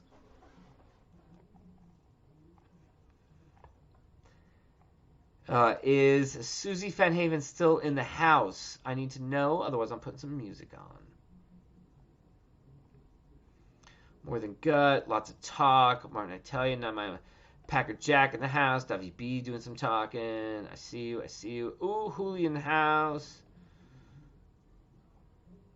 My voice must sound atrocious right now. I'm so high.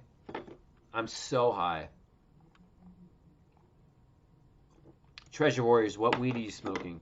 I'm smoking the Grinder Express. It's a little conglomerate of shit. Most of it is Pineapple Express.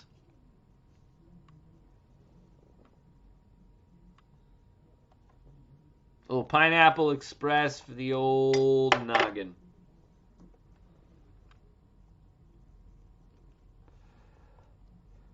Packer Jack chest, Walmart parking lot, football field, 9 Mile Bay, Clark Gable, Pyramid Lake, Nixon, Nevada, bada bing, bada boom. The Phantom knows. Susie is here. Okay. All right, so I am going to do, let's keep listening. We should keep listening. Let's go. The alligator mad until you've crossed the river. But to answer to get back to the thought, one of my rules was it's better to do it and be sorry you did it than to not do it and be sorry you didn't. If I bought that painting and I was sorry, then I could always bail out and get most of my money back. Or bail out. He knows the words he's using. It was just a little bit. But if I didn't buy that painting and I was sorry, I still regret things that I didn't do 50 years ago. Yeah. Still in my mind. Well, that's good advice. I still regret the things I didn't do 50 years ago.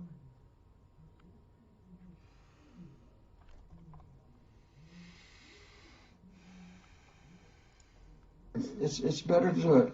Let's hear some of your other rules. Well, Give us the top 10. Well, the first rule always, no matter what you do for a living or who you are, the number one rule is, it doesn't matter who you are. It only matters who they think you are.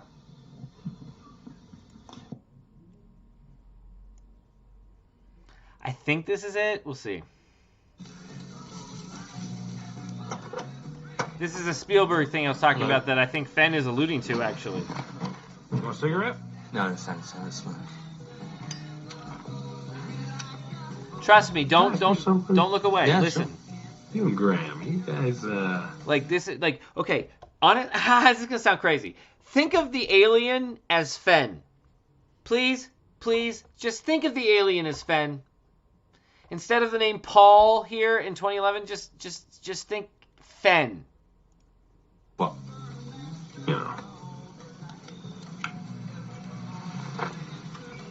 you know, you guys, two guys.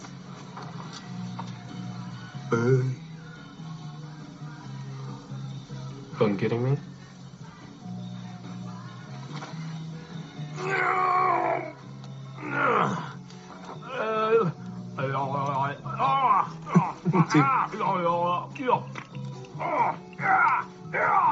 I don't know what you mean. Gay! No! Why do people keep saying that? No, I'm just wondering. Totally cool if you are. Everyone's bi on my planet. I mean, it's all about the pleasure thing. You know what I'm saying? Why are you here, Paul? Oh, I was here on a science mission, actually. And then Here we had go. some spaceship-related problems, and I kind of crashed. Lucky for me, though, this little girl, she pulls me out of the wreck. Next thing I know, guys arrive, cart me off to the base. What have you been doing here all this time? You know, I've been kicking back, man. I've been shooting the shit. I've been advising the government. Not just the government. Here we go. Here we I go. wanted to have some kind of a special power, you know what I mean? Yeah. Something messianic. Okay, Steven, how about cellular revivification? Yeah, I don't know what that is. Oh, restoration of damaged tissue through telepathic manipulation of intrinsic field memory. What's that mean? It means healing, Mr. Spielberg. Yeah, right, Okay, healing. Yeah, like by touch or something like that. Like maybe his finger lights up at the end when he reaches out and touches. Maybe. You know, sometimes I find less is more. Hey, trust me. You'd be surprised how much he's influenced popular culture over the last 60 years. Agent Mulder was right. Agent Mulder was my idea. Really? Wow. Yeah! That's cool. Ooh, pump that shit, Earthman. I like this song. Marvin's my boy. Come on. Break it down a bit, boys. Don't be afraid. Yeah, look at me. I'm breaking it down. Use them tongs. Dance with those tongs. Stoke the fire. Stoke the fire. Anyway, that's Fenn. All right, let's get back to the interview. It doesn't matter how good that painting is. It only matters how good I can make you believe it is. If that's not true, why is the advertising industry the biggest thing in the world? There's more money spent on advertising than anything else. That's how Andy Warhol got there. That's right. I mean, his artwork is not anything I care for. But he had a great Andy Warhol's he's not that good. way of making other people believe it must be valuable. Well, the good thing is they were. The movie was Paul, P-A-U-L, 2011.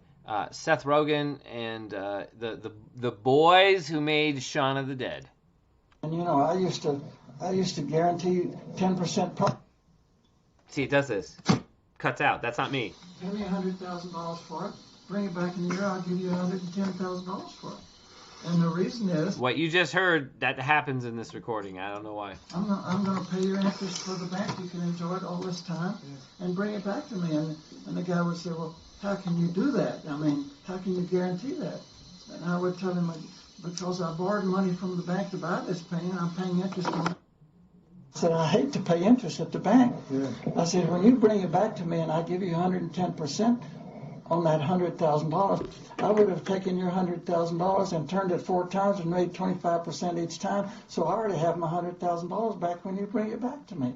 That sounds like a direct chapter of Ha Ha Ha. A direct quote of Ha Ha Ha.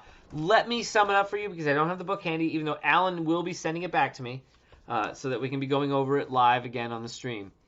Page for page. We're going to go page for page. Alan is giving me the book, guys. Let it be known. Tell all your D.B. Cooper friends. We will be going over every single page. All 328 of them written by D.B. Cooper. Live on our channel.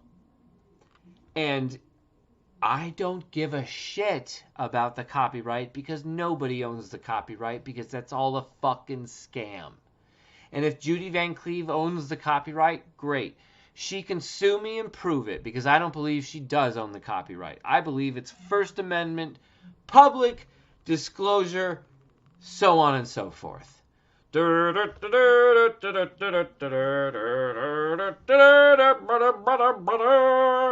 So, you at home can take a picture of every single page in the book. And all of you at home will have a clear, high-definition version of the book visualized on this channel because the copyright owner is a fraud and we will prove it sooner or later.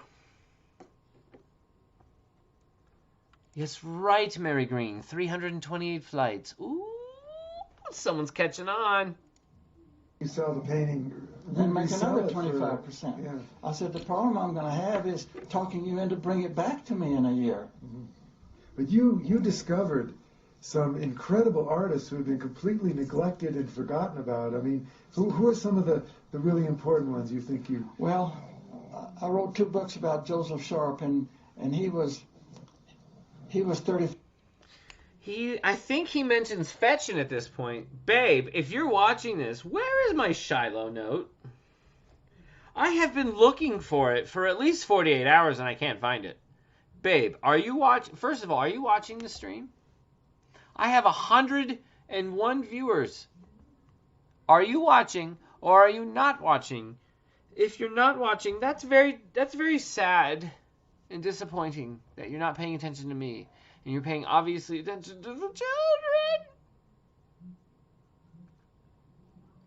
Why aren't they watching too instead?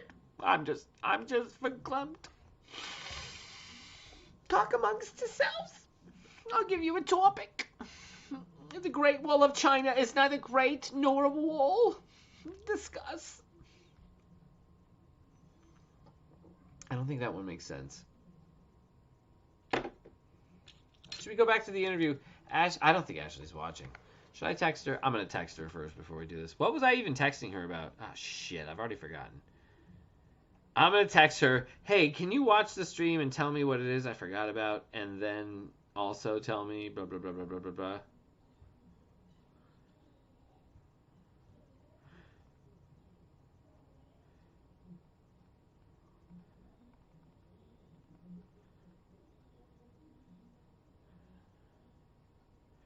You know, I'm going to rely on chat.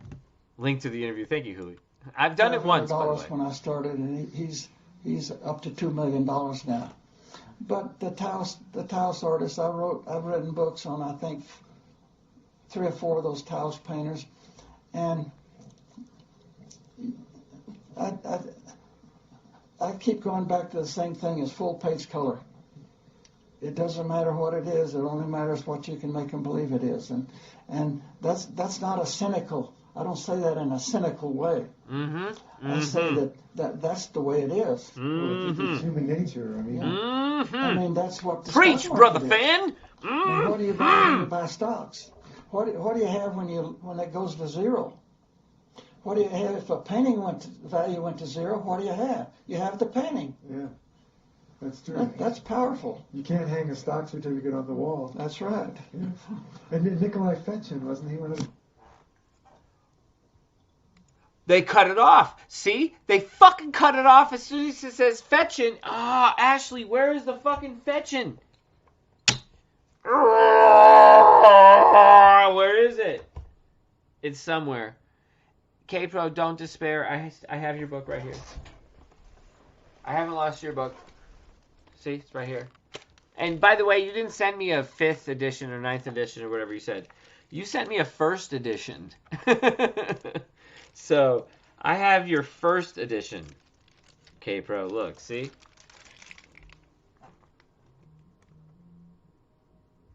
First printing. So, I would have gladly bought a 5th edition after you said publicly on your stream that I had a 5th edition, but I wanted to publicly correct you and say, no, you gave me a 1st edition. So what my request would be is let me borrow it for a little longer because I'm still using it, but you will eventually get it back.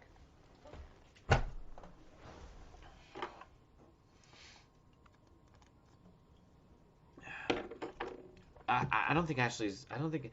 Oh, shit! Why did I fucking try to text Ashley again? Hey, babe. Can you come up here, please? Smiley face. Let's go back to the interview. Oh, by the way, when we're done with this... Oh, we're not done. We're going to more interviews. 440 something. Sit back and relax, ladies and gentlemen. I got your Saturday night covered. What time is it? Oh, shit. I asked what time is it. Oh, fuck. Oh, I have nothing in the bowl. So we're just going to press play, but I'm going to pack the bowl. For 2.2 million in London last year. Whoa. He said 2.2. 2.2.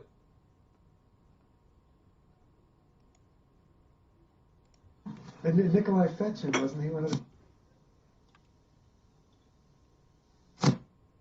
I sold 440 something Nikolai Fetchin paintings. The first one I sold, I think, was $1,200. And there, one sold for 2.2 million in London last year. Well, you had a good eye. I mean, you knew... More whispers there. You say that, but you had a great eye because you didn't pick an artist who wasn't any good and elevate him. No, that's true. And I was very fortunate to have a good eye because you can't train a person to have an eye. I had a partner that I bought a lot of paintings with, and never had a disagreement. But he lived in L.A. and he didn't have an eye at all. But he'd say, Forrest, send me $50,000. We're going to buy the greatest Fetchin you ever saw. Yeah. And I was sending him $50,000, and he'd send me the paintings, the worst painting I ever saw.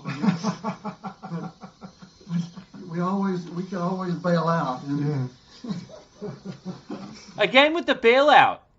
2 bailouts in 29 minutes.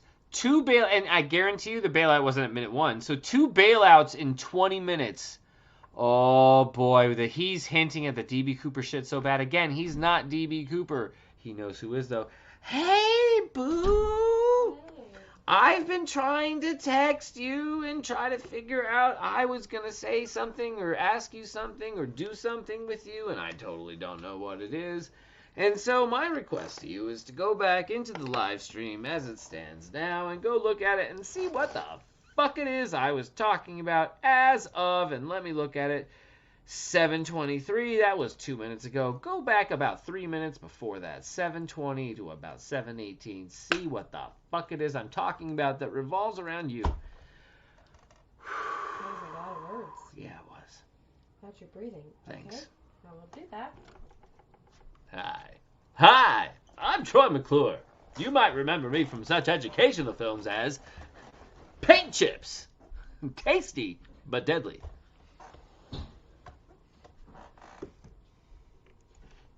Let's talk about the gas barn house. The Gaspard House? Yeah, talk about Gaspard and the Gaspard House. Well, I'm writing a book about Leon Gaspard now. He was one of the, there were 11 really good painters in town. Oh, I was looking for stuff. Ah! Hey, Boo! Boo Boo Bear! I remember what it was. What was it? Well, Leah Coran reminded me. Shiloh's letter, do you know where that went? Wouldn't it just be with the flies? Yeah, it's not. Maybe it's under there somewhere. Where? It was in a plastic bag, Yeah, it's Ziploc. right under here somewhere. Did you look? Yeah. I looked very hard. Is it in your drawer? I looked very hard down there. If it's down there, then I'm blind as a bat. Because I looked very hard. Ooh, sugar booger. Can you look, just in case I'm blind? You say it all the time. Did you look like Ben or did you look like Ashley? I know you don't know. Well, I look like Ben. Okay? I need help. Don't leave me hanging live. Oh, you're leaving me hanging. Wow. Okay. All right. I see how it is. That's cool. I love that you called me upstairs so that I could find this letter for you, though. I appreciate it. Well, hold on. Hold on. Do I have to be Jon Snow against the attack? Because I'll do Jon Snow against the attack. Oh, she threw it at me. Boo! It took me 2 seconds. Boo-boo! It took me literally 2 seconds. Boo-boo! Because you put it there. I didn't put it there.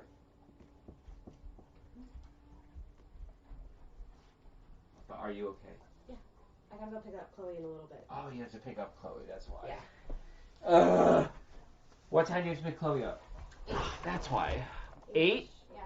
What time is it now? I have military time. 7:30. Come on, Chip. Oh, are you leaving now? Probably in a few minutes, yeah. Okay, can you do me a favor Uh-huh. and just get home fast? Yeah. I love you. Love it. All right, wait, hold up. What was I searching? You were looking for Shiloh's letter, but I don't know. No, searching on YouTube. I have no idea. Jon Snow. That's what it was. Thank you, Boo. Jon Snow, battle, horses. Yeah, fucking nailed that shit. Oh, they're gonna kick me off for this. This is me against all you motherfuckers. It really is. Fuck Game of Thrones. This is when it was good. It was good here. Shit after this. This is honestly peak Thrones. Yeah, we all look at each other. Uh-huh. Fucking bullshit.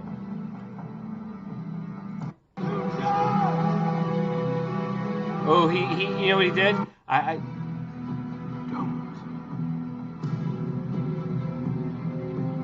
He shot his fucking bro with the arrow, you know what I mean? Like a fucking asshole.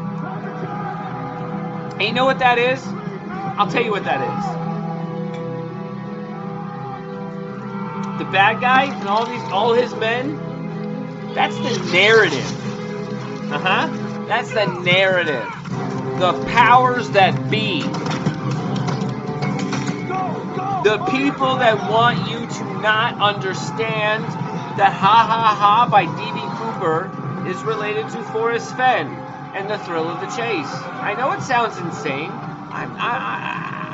I'm an insane individual, but I'm willing to put my insane reputation on it. Hooli, what's up? You need to get better? Hooli, I fight for you, Hooli. Where are you, Hooli? Where do you say things are bad? Ben, I put ha ha ha quotes you were referencing above. It's 2 separate chat comments. Ooh, okay.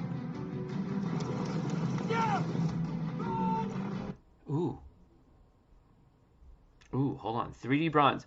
I bought $50,000 in silver quarters in 1972. Well, friends, they are worth about $500,000 now, and that's just for the silver content. I haven't checked them for dates to see if there's an intrinsic value. Exactly. Ooh. Whoa. Thank you, 3D bronze. Thank you, 3D bronze. I don't see the other one, but thank you. And exactly, this is why I defend this. And this is why I will continue to. You might not like it, but it's all related. It's all connected. The solve for ha ha ha is 9 Mile Bay. I promise you it is.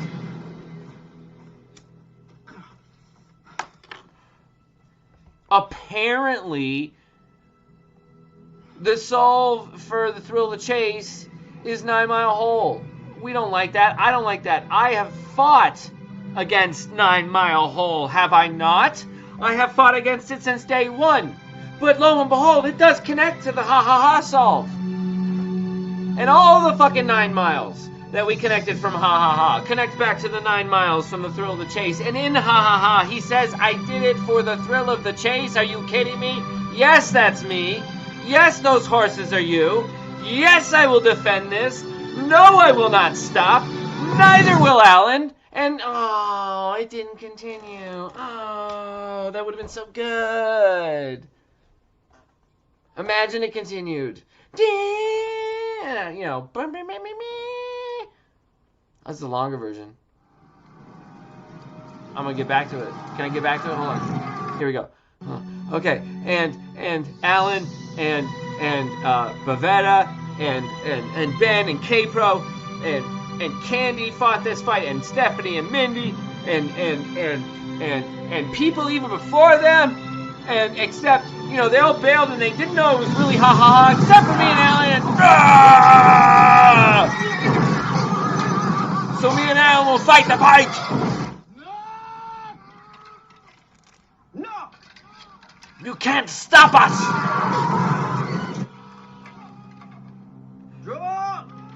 Yes, there are a few. Yes, there are key things missing because we're leaving them out. Al and I have shared what we have only decided to share together as a team. We have more. What we have, we think, proves beyond a shadow of a fucking doubt. We're not doing this for our health. We're doing this for, you know, battle and blah, blah, blah, blah, blah, blah, blah, blah, blah, blah, blah, blah, blah. So, anywho, back to Forrest Fenn. I would subtract one of those and then throw Fashion and Gaspard in to make a total of 11. But all of them, it was a magic place at the turn of the last century. Same thing, Gallatin Ghost. Same thing. 9 Mile Bay, 9 Mile Hole. Go figure. I bought the Gaspard house. It's a long story, but I remodeled it, and I just fell in love with those guys. And Gaspard was a Russian American. He was shot down in the First World War. He was in the backseat of an airplane. He was what they call aerial photographer today, except they didn't have cameras that would do that then. So he would. Oh no, Jeremy. Make no mistake, good sir. I am 100% linking the Forrest Fenn chase to the Game of Thrones for the very obvious reason. All the front line. You get me. But anyway, they were shot down, and just before the airplane crashed, he jumped out, landed in a big mud puddle, and beat himself up pretty good. Sick for a long time. But that is indeed what's going on, isn't it, GG? And all of his documents, isn't it? Ledgers Isn't it? Some of you motherfuckers understand what's going on right now. It is a race to the ring. And I encourage it. It should be fun. It should remain safe. And frankly, I hope it's found by a group of people rather than one person. Diaries, and when his first wife died, he married another woman, and she kept copious notes. And it's that material that I'm writing this book about with a partner. That's interesting. My grandfather was a Navy flyer in World War I who did exactly that. He flew, and he had someone else who did the drawings. And, well, today when you jump out of an airplane without a parachute, you hit the ground going terminal velocity. But in those days, airplane would crash going 50 miles an hour. You know, that's as fast as those things would go. But it's risky jumping out of an airplane without a parachute. Well, I have some pictures of my grandfather. One of them is... Whoa. Fenn was ejected out of his jet, right? Did Fenn just say it's risky to jump out of a plane without the parachute? I mean, for the D.B. Cooper purposes, I gotta rewind, don't I? I mean, I kind of have to. All right, I will. Someone else who did the drawings. And, Someone else who did the today drawings? When you jump out of an airplane without a parachute. Wait, hold on. Did Doug Preston just say someone else did drawings? Now I gotta rewind even further. That's interesting. My grandfather was a Navy flyer in World War I who did exactly that. He flew, and he had someone else who did the drawings. And, Well, today when you jump out of an airplane without a parachute, you hit the ground going terminal velocity. But in those days, airplane would crash going 50 miles an hour. You know, that's as fast as those things would go. But it's risky jumping out of an airplane without a parachute. well, I have some pictures of my grandfather. One of them is one of these airplanes, came in and got out of control or something and landed on the hangar roof. It just plowed into the roof and stopped. And here's this picture of this airplane sitting on top of the hangar. The guy waved. And the guy survived. Yeah, it was no problem. He stepped out. I'll tell you what, I always thought that when my time came, a train was going to run over me because I've passed everything else up. Yeah. I should have been killed a number of times in Vietnam. 5 or 6 times that I'd already given up on myself, but I wasn't. But Well, tell the story, because that is the most amazing story I've ever heard of when you were shot down and the night you spent and then the rescue. well, the second time I was shot down was in Laos, right in the middle of the Ho Chi Minh Trail. But I was in deep jungle. I wasn't on I didn't see any paths or roads around there. It was deep jungle, 300-foot tall trees. But I heard dogs barking, and I knew that the Pathet Lao were looking for me.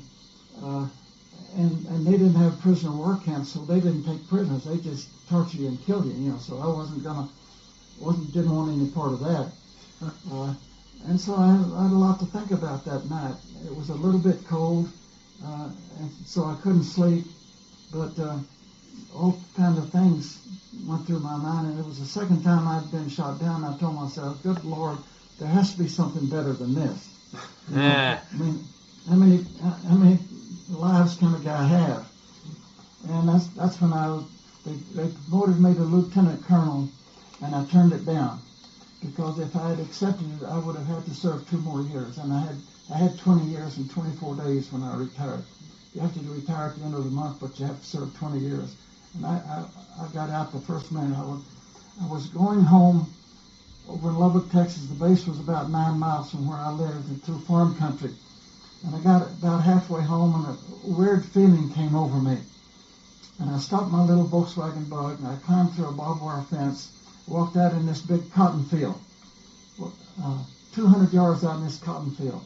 And I took my watch off, and I threw it just as far as I could throw it, ceremoniously threw my watch away. And I took my calendar out of my wallet, and I tore it up in little bits and let the wind spread it.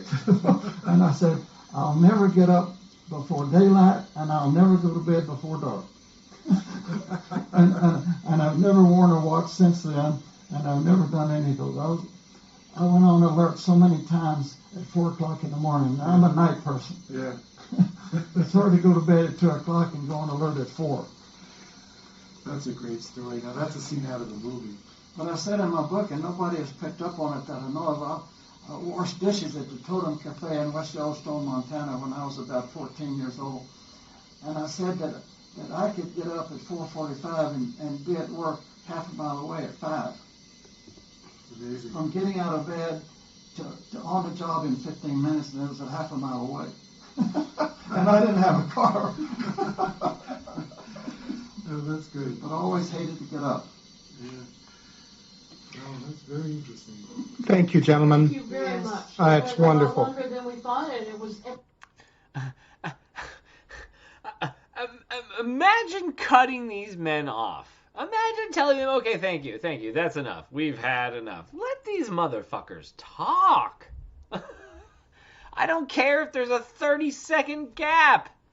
Let these fuckers talk. Anyway, it's funny. So, I find this interview very illuminating, especially in the front half. I think everybody should kind of investigate it, download it, watch it. I think we should press on though. I think there's more to be seen here. Let's get back to finding DB Cooper here. Benny. Oh God. Nick. I've been drinking, man. You don't want my opinion of the latest shenanigans of the DB Cooper shit with right now. Because I've had at least 3 Pacificos. I might have had 4. And come on. There was a good few hours there where the new alleged author was 15 years old. Let's be serious here. Let's be serious. I can't. No, see, you have to stop. I mean, laughing's fine, but then you might take me laughing offensively. So I don't even want to do that. I don't even want to fucking do that. So, like,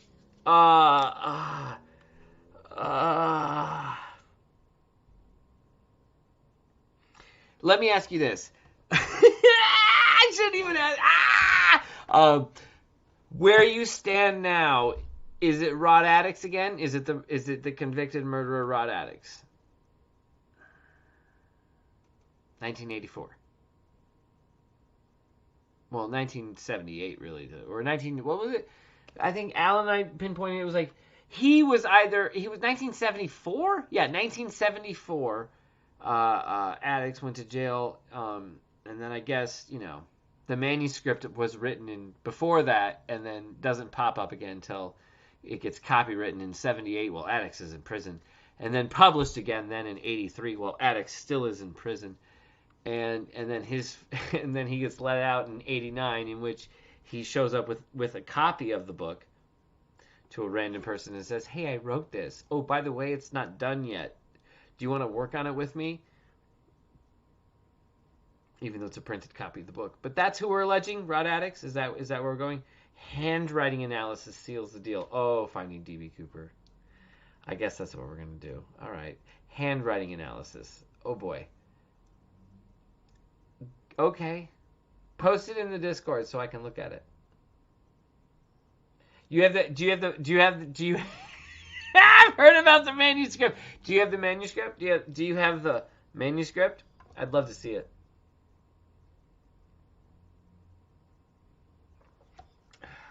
Nikki, I just want you to understand. Okay, can I get on record right now? Right now. I am officially on record.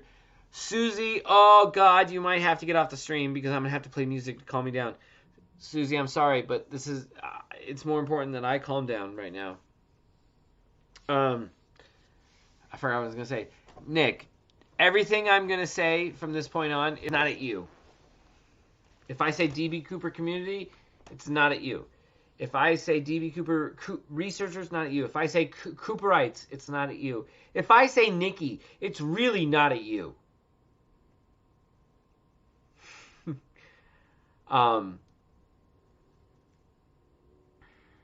The manuscript for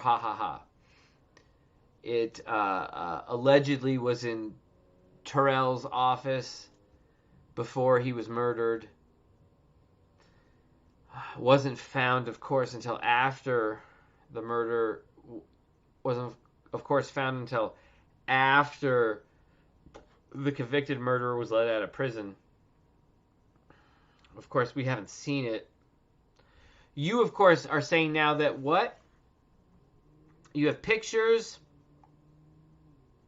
of the manuscript, and I think that's it. Not in your possession, though. Yeah, sorry, Susie. Does it have, Susie, it's just going to be DB real. Susie, I feel so bad. Okay, Susie, don't mute it yet.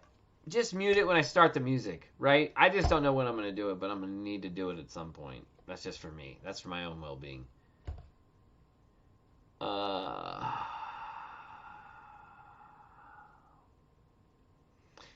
Dude, you realize at some point last night you said a 15-year-old did this, right? It went from a convicted murderer to a convicted rapist who then stole the manuscript from the convicted murderer, and now it's gone to a 15-year-old, now back to the convicted murderer.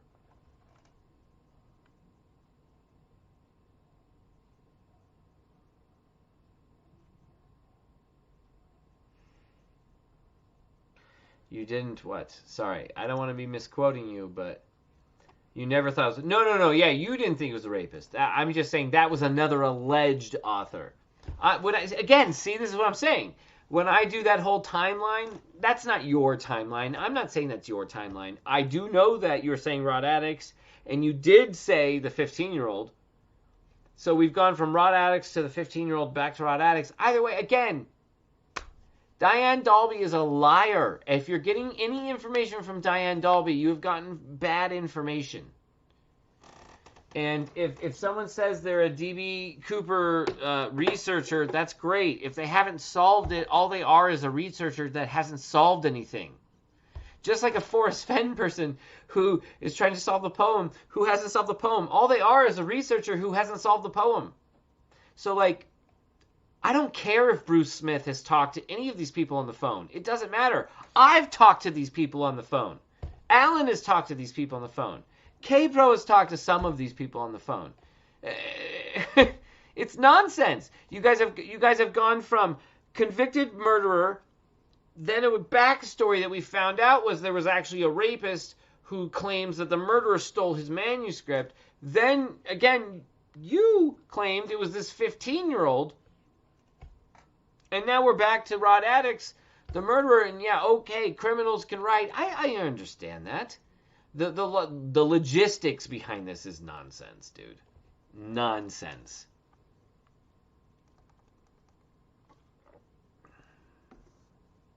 I only got some books from Dalby. You haven't talked to Addicts. Well, Addicts is dead, right? Bruce did. I don't care if Bruce did. That's probably the worst thing Bruce could have ever done. Is talk to the actual con artist. Rod Addicts is a con artist. 100%. He fooled Diane Dalby. 100%. And now he's fooling Bruce Smith back when he was alive, and now fooling you. You're falling for a grift. That's cool. You won't believe me. That's fine. I don't need you to believe me. That's the best part of this. So, Susie, time to mute. Because now I'm going to put on some Back to the Future. I'm going to go pee. You said the kid... Dude, you said the kid called you. Or somebody called you. Like, this is nonsense.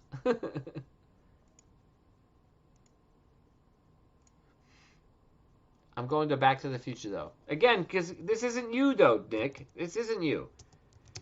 But, Nick, what I'm asking you to see, though, is we're getting to a point now where it's anybody but Fenn. And that's the part that's driving me nuts. And, Nick, I'm not even saying you're doing it, but it does feel like there's a wave of this... Well, first we didn't care about ha ha ha, but if we have to care about ha ha ha, fine, it's still not Fenn. And it's like that's a no-go. That's a complete no-go for me. Bruce says both are yours combined. I don't doubt that. I mean, like, not doubt. There's no need for me to doubt. I completely agree. That doesn't matter to me, though. It doesn't. Every year of research in the 70s is worth half of your research in the 80s. Every year of research in the 70s is worth a quarter of that research in the 90s. I'll explain why later. Every year of research in the 70s is worth like a tenth in the 2000s. And every year of research in the 70s and 80s is worth like 1% in the 2010s. Do you know why? Because we live in an era of free information. All those years of work in the 70s and 80s and early 90s, I respect because it took work. But guess what? I can do what Bruce did in a decade in 1 hour. And you know it. We've all done it. So years of research doesn't even fucking matter to me. Years of research has led to literally nobody.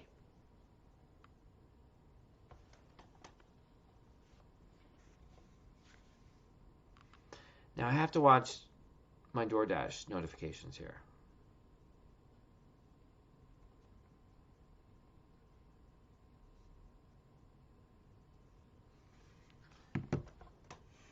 It's hard to believe a man who thinks aliens are probing him for his semen. I'm sorry, but he thinks it's very knowledgeable, JB, but his talk about aliens and semen visit...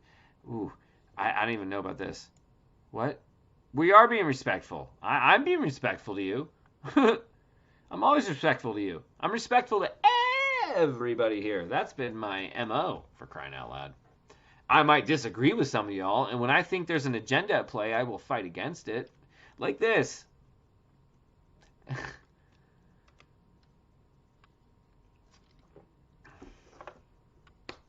I don't care what Bruce says.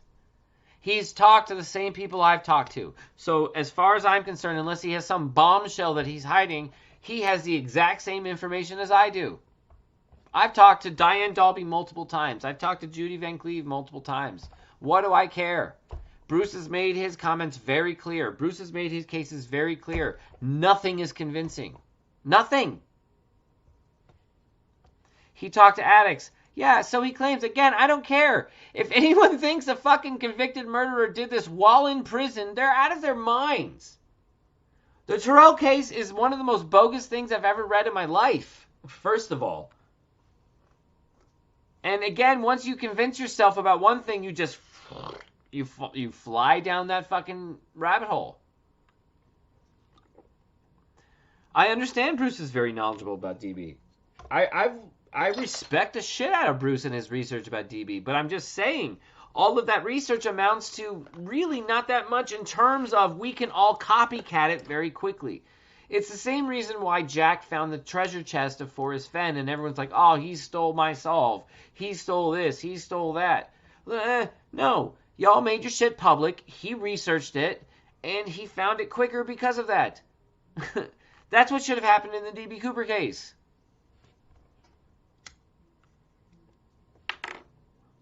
Preston doesn't even believe Forrest was D.B. Cooper. Neither does Ben. Neither does K-Pro. Neither does Alan. Apparently you're not listening, Houday. I didn't say Forrest was D.B. Cooper. I'm saying Forrest Fenn wrote ha ha ha. My prediction is that Skippy was D.B. Cooper. I don't speak for Alan, and I don't speak for K-Pro. But I believe Skippy was D.B. Cooper.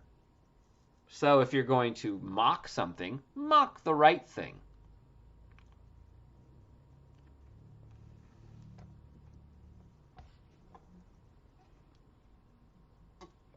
Now back to the Future. Now, here's a difference.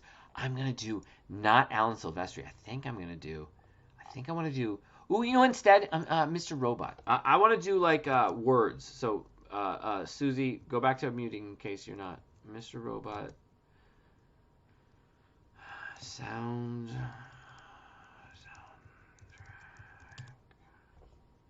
Yeah. I love this song.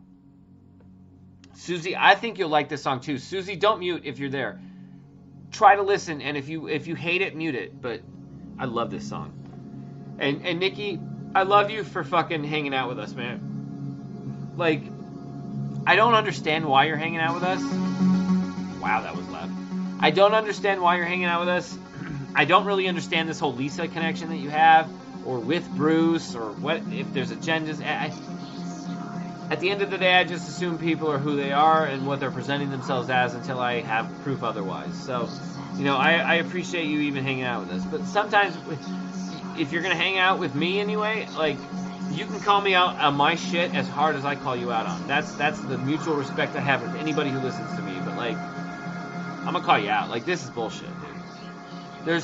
For 30 years, there was no names. As soon as Alan and I started fucking poking our heads, oop, now we got names. And they're all crazy. They're lunatics. This is nonsense. Diane Dalby is a liar. Judy Van Cleve is a person who weaves around the edges of everything.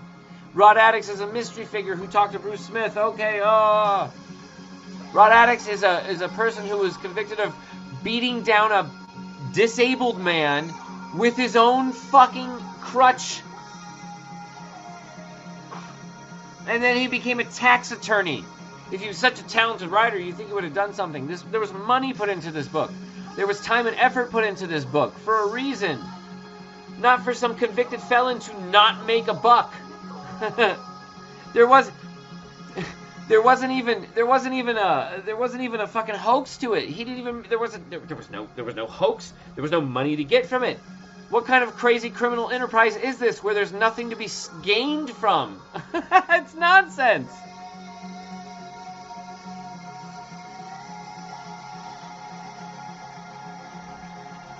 What? What are we doing here?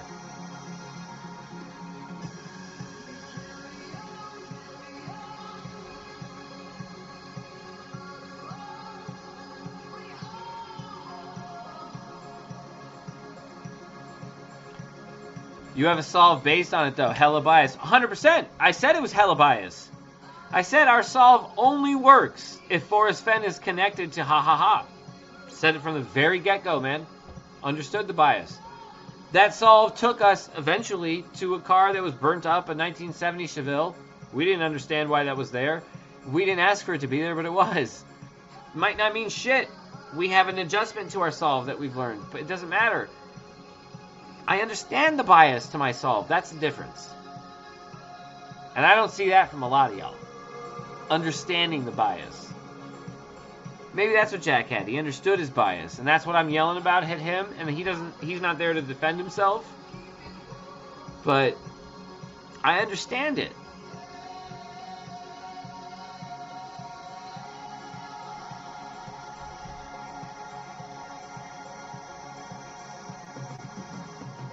Went up the wrong alley. Look, dude, I've gone over my wrong solves for the Forrest Fenn chase. I know when I'm up the wrong alley. I haven't had multitude of years in this like y'all have had. Our shit has had nothing proving it wrong. The best you guys have come up with is a convicted murderer, a convicted rapist, not you, and then a 15-year-old.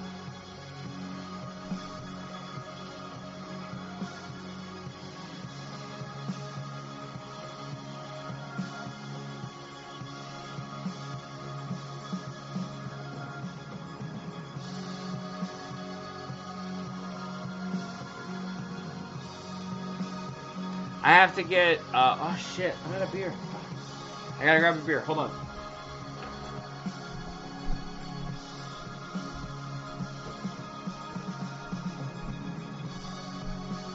There's no beers in here, I gotta go downstairs, so I'm gonna, oh, hold on, there's like a full minute, we're good.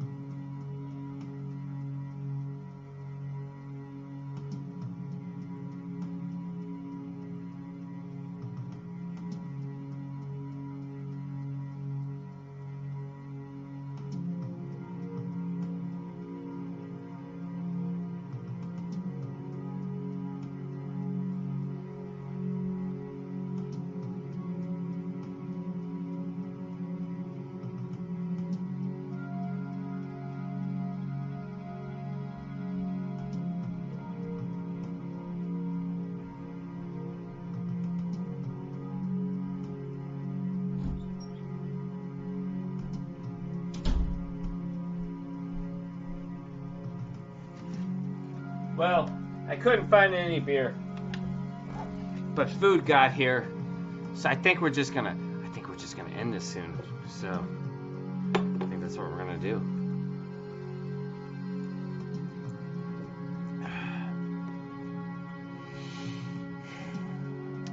Did I miss anything? No, I don't think I did. Okay, very good. Okay. This is also MA3, by the way. M83, I don't know how you say it. MA3, whatever. I say MA3. End this, Warriors. Yeah, no, I'm gonna end it. Come on, I'm gonna end this. It's ridiculous. Well, hold on. Where's Ashley?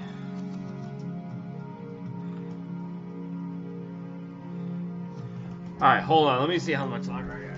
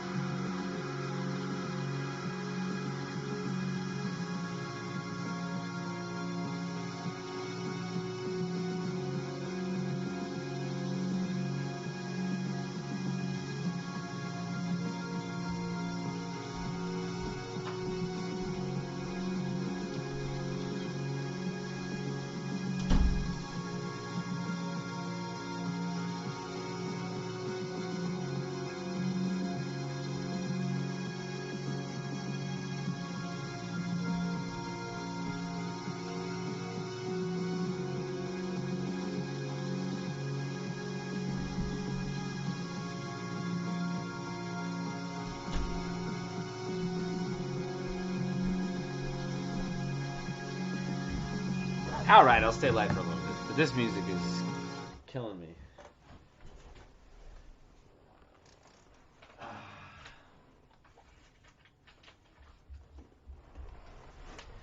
Got me some Chick-fil-A.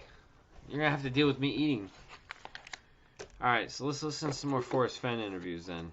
Yeah, yeah.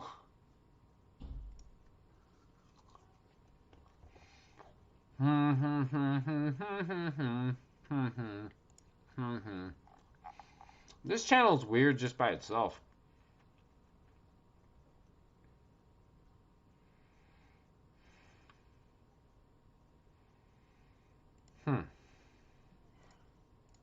My guest today is Forrest Fenn, a well-known gallery owner and author.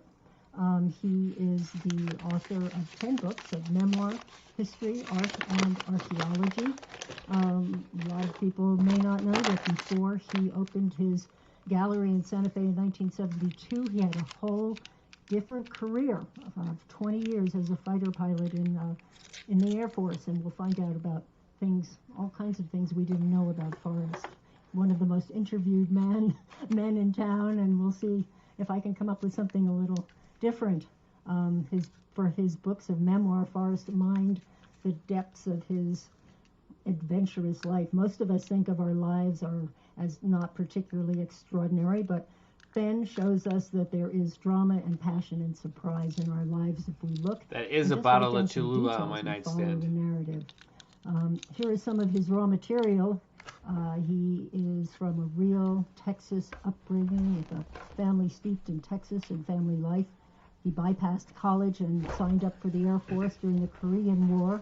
And during that 20-year career, he was shot down twice. And I have a spicy chicken sandwich. After retiring from the Air Force, Fenn and his wife Peg and 2 daughters looked around Lubbock. It was flat, it was windy, it was dusty, and apparently it was Peg who said it was time to get out and move to the mountains in New Mexico. And that's when they started the now famous Fenn Gallery. Welcome, Forrest. Well, thank you. I think you said to me once that you wrote your memoirs actually for your children, for your two daughters. Well, that's true. I was shocked about maybe 15 years ago. My daughters now are 55 and 54, and I learned that they didn't know who Clark Gable was. And it shocked me, and I told myself, I want them to know who their No, hold on. I need my Coke first.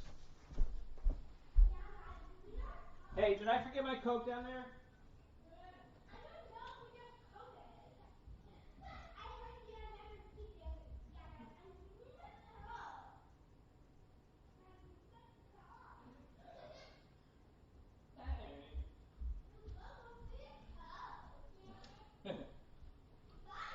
Bye. All right. Y'all hear that? family was. And Windy, it was dusty, and apparently it was Paige who said it was time to get out and move to the mountains in New Mexico. And that's when they started the now famous Fenn Gallery. Welcome, Forrest. Well, thank you. I think you said to me once that you wrote your memoirs actually for your children, for your two daughters. Well, that's true. I was Clark Gable. About maybe 15 years ago. My daughters now are 55 and 54, and I learned that they didn't know who Clark Gable was. And it shocked me, and I told myself, I want them to know who their family was. And so I decided I wasn't thinking about a memoir, just a history of my family. So I got a yellow pad and a pencil, and I started writing, and I did this for a few years. I didn't have a computer, but I talked about my grandmother telling me when I was a little kid about the Indians running through her barnyard in Fort Worth trying to catch chickens, the Kiowas and Comanches, and I talked about my parents making soap out in the backyard. My father made his own lye. Most people don't know how you make lye, but my father made his own lye. He killed his own pigs, and we made soap and poured it out in a big flat container. All the neighbors came over with a knife and cut a couple of bars of soap. I mean, that's the way we were doing things in the 1930s and early 1940s, before World War II. And your book, which is called The Thrill of the Chase, a memoir, is really quite colorful in that the layout, and you have wonderful old photographs, and they are family photographs, and we do get to see Forrest Fenn as a very young man, but it really gives a sense of place and a sense of the time. Well, I remember what I wanted to teach my daughters was everything that I could remember that I'm sure that they didn't know about. And I remember my first recollection, I think, was when I must have been about 2 years old. I couldn't get up on a little stool that was about six or 8 inches high. My father lifted me up and put me on that stool. And that I think is my earliest recollection. But it took me, I think my memoir has 28,800 words in it, and every one of them is something that I wanted my kids and grandkids to know about my side of their family. Well, and some of it is pretty adventurous. I mean, I love the chapter you have about when you were 16 and you went on a big adventure with your friend Donnie. You rented 2 horses and took off. Well, we were in the Gallatin National Forest out of West Yellowstone, Montana. Our excuse was we were going to go look for Lewis and Clark because we were going up the mountains almost exactly where they were, and we got up there and we got lost and we spent 4, 5, 6 days up in there. It was a wonderful adventure. When we decided to go home, we didn't know where home was, so it took us a couple of days to solve that problem. But it was a great adventure. Well, and your book, actually, in that chapter, has some advice for would-be adventurers, what you learned on that trip, and just a couple of things. You have a list here. Hunger is not a good thing. Oh, it's one thing, but you can't hide from thunderstorms. Porcupine meat tastes like kerosene. Coffee made by boiling pine needles can bring on cardiac arrest. There's a whole list here of amusing things that you learned at the tender age of 16. Experience is the best teacher. Yeah. How did you get from writing on a yellow pad to actually deciding to do a book and accomplishing Well, it? I started writing on a yellow pad with a pencil, and when I'd make a mistake, I would erase it and try to fill in. I didn't know enough about writing. They'd just mark it out and you keep going. And I wrote my first book, The Beat of the Drum and the Hoop of the Dance. I drafted 85,000 words, and I think 10 or 12 rewrites later, I had 65,000 words, and it was a hard book for me. But after that, I got a computer, and things got a lot easier. Well, what was that, the book you just mentioned? It your was first a book? biography of Joseph Henry Sharp, was the first artist to live in Taos. And you wrote quite a few books about art in the Southwest. Why did you decide to write art books and art history books? Well, I had a gallery called Fenn Gallery in Santa Fe, just a couple of blocks east of the state capitol. And I learned early on that if you write a book about something, people think you're an expert in that subject. And I needed to be an expert because I wasn't making any money in the art business, and I wanted people to come buy some paintings from me. That's why I wrote my first couple of books. I wrote a little book about William R. Lee and the drawings that he made for the dioramas in the Natural History Museum in New York. Really? Yeah, and that was really my first book. Why did you think to do that? And those dioramas are amazing. I grew up going to them. I'm sorry you asked me that question, but I'll answer it. I wrote the book because I had all the drawings, the originals, and so you could almost call it a catalog. But it was to promote those drawings, and I sold all of them, and I sold some of them to the Natural History Museum in New York, and that told me that I didn't have any education. I made terrible grades in high school, but I was successful with my first book, and I said, if that's all there is to it, I can do that. So you do a lot of research, you write a book, and you become an expert. Well, there are people that say I'm not an expert, but I like that persona. And you have a second memoir also. So I wrote a second memoir. It's called Too Far to Walk. It's kind of a sequel to The Thrill of the Chase. And where does that pick up in your life? It's more it's a series of short stories. I talk about some of my.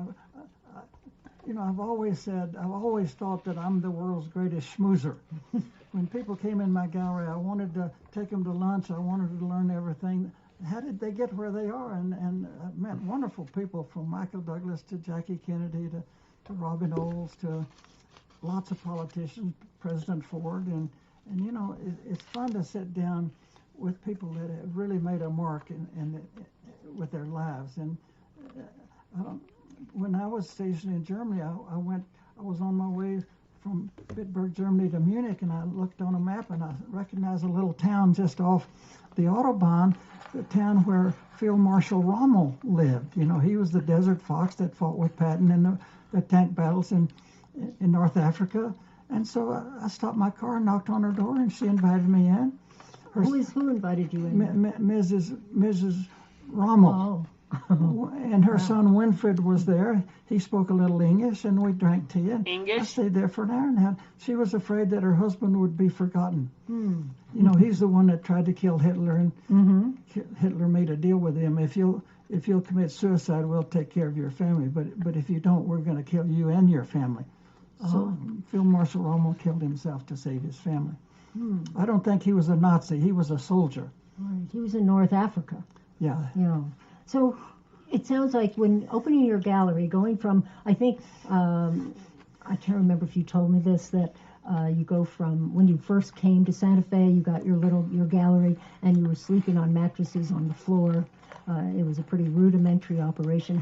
And then you went from that to being the biggest gallery in town for quite a while. Your gallery is where the Nadra Matucci gallery is right now. I sold to Nadra. She was a good client of mine and a good friend, and she had a little gallery on Canyon Road. I made a deal with her. One of my rules that I started when I was fairly young was that I don't want to do anything for more than 15 years. My reason was there are too many great things to do, and there are not very many 15s. And I use it as an example. I walk down the street and I see attorneys lawyers walk into work, 90-year-old attorneys, they're going to die at their desk. And they love that. And, but I've always said, if you don't like your job or your marriage, you should slam the door and go someplace else. That's my philosophy about that. But you kept at it with the gallery. And what happened? How did you get from sleeping on the floor to quite a lovely establishment? Well, because I had no education and I had no experience in art. I didn't own a painting when I opened my gallery, but I learned that if I'm going to compete with the big guys, then I've got to have an appearance. I told myself, if I advertise full-page color in the prominent magazines of the day, they'll think I'm an expert, and they did. And then because I wasn't an expert, because they thought I was, then I had to go to school and research and bring myself up to speed. And so, after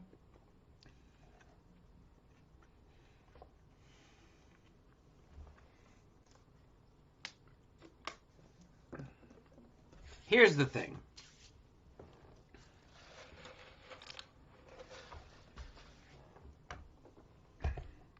Anybody in the actual art world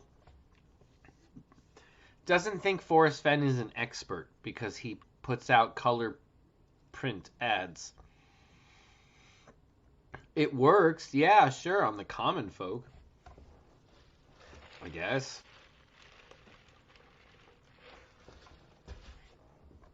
But, like, his joke is itself the con. After 17 years, I became knowledgeable on a lot. I don't think I'm an expert in anything, but I'm knowledgeable about a few things. I want to take a moment here, a little break, to tell our listeners that you're listening to The Last Word, Conversations with Writers. I am the host and producer, Abigail Adler, and today we are speaking with gallery. I mean, at this point, the 85-15 thing doesn't even apply. I mean, this is 50-50 if this is bullshit. Owner and writer Forrest Fenn. Forrest, what kind of people have walked into your gallery? You had. Well, that was a very fortunate. Jesus walked into my gallery once. Byproduct of owning a gallery that I did not anticipate when I got into business. But we had all kinds of politicians. John Connally, 3 times governor of Texas and Secretary of the Navy. He and I were partners in a bunch of paintings. And of course, Jackie Kennedy stayed in my guest house for a week, and President Ford stayed in my guest house, and all kinds of movie stars from Robert Redford to Cher and everybody in between. It was a wonderful experience. Like I said, I'm a great schmoozer, and if you've done something, then I want to talk to you. I'd like to take you to lunch and find out what you're doing. I'd like to spend an hour with Charles Manson, but try to figure out what's ticking with that guy, if anything. Did any of the celebrities buy some artwork? Or at least a book? Jonathan Winters bought an expensive painting from me, and Steve Martin bought paintings from me, and Suzanne Summers bought a number of paintings from me. Robert Redford bought Eric Sloan paintings. Sure, a lot of them did. And I do remember years ago that your gallery was also the scene of a couple of movies that were shot in town. There was one movie, it was called And God Created Woman. Yeah, they shot that in my guest house. Right. And Roger Vadim was in town, I remember, for that. That's right. You had quite a collection. They had a tent right there on Paseo de Peralta for all the actors. Yeah, I remember. So, why you're based? I think I've lost a medium Coke from Chick-fil-A. It was somewhere. It's just no longer there. Basically, I think all your books are self-published. Why self-publish? Well, I hate to say that I couldn't find a real publisher because I never did try, but I had some experience with publishers. A publisher wants to save money, and they can rearrange your book. They like to put all the color photographs in one signature, and I just wanted my books to be the way I wanted them to be. If I'm talking about a painting, I want to talk about it on the same page where I picture the painting. So you don't get that when you go to a commercial publisher. So it was important to you to have control over how the book looked. And when I write a book, I'm not but 20% there, because I hire a designer, I lay out artists, and we fight back and forth about the design and the layout, and then I take the book to a printer, and I approve the signatures before they start the press runs, and when the book is printed, then I go to the binder in Phoenix, Roswell Book Binding, and I get in line and help glue the covers on. I mean, I'm part of the whole entire process. So you're an expert on something else. You're an expert on putting a book together. I'm knowledgeable about it. Yes, that's right. I'm not sure where I got this, but what's up, Copper Dan? Someone wrote that the urge for you. You told them the urge to collect started at the age of 9 when you found an arrowhead in a plowed field in central Texas. And honestly, I don't know the details of this, Susie. Object, and he said I'm going to keep putting the links in, but that's it. Like, I just found this channel last night. That's true. I was 9 years old, and I wrote a book about that called "The Secrets of San Lazaro Pueblo." I talk about finding that first arrowhead. I was with my father, and when I picked it up, I told myself, this little projectile has been laying on the ground for 2,000 years waiting for me to come along.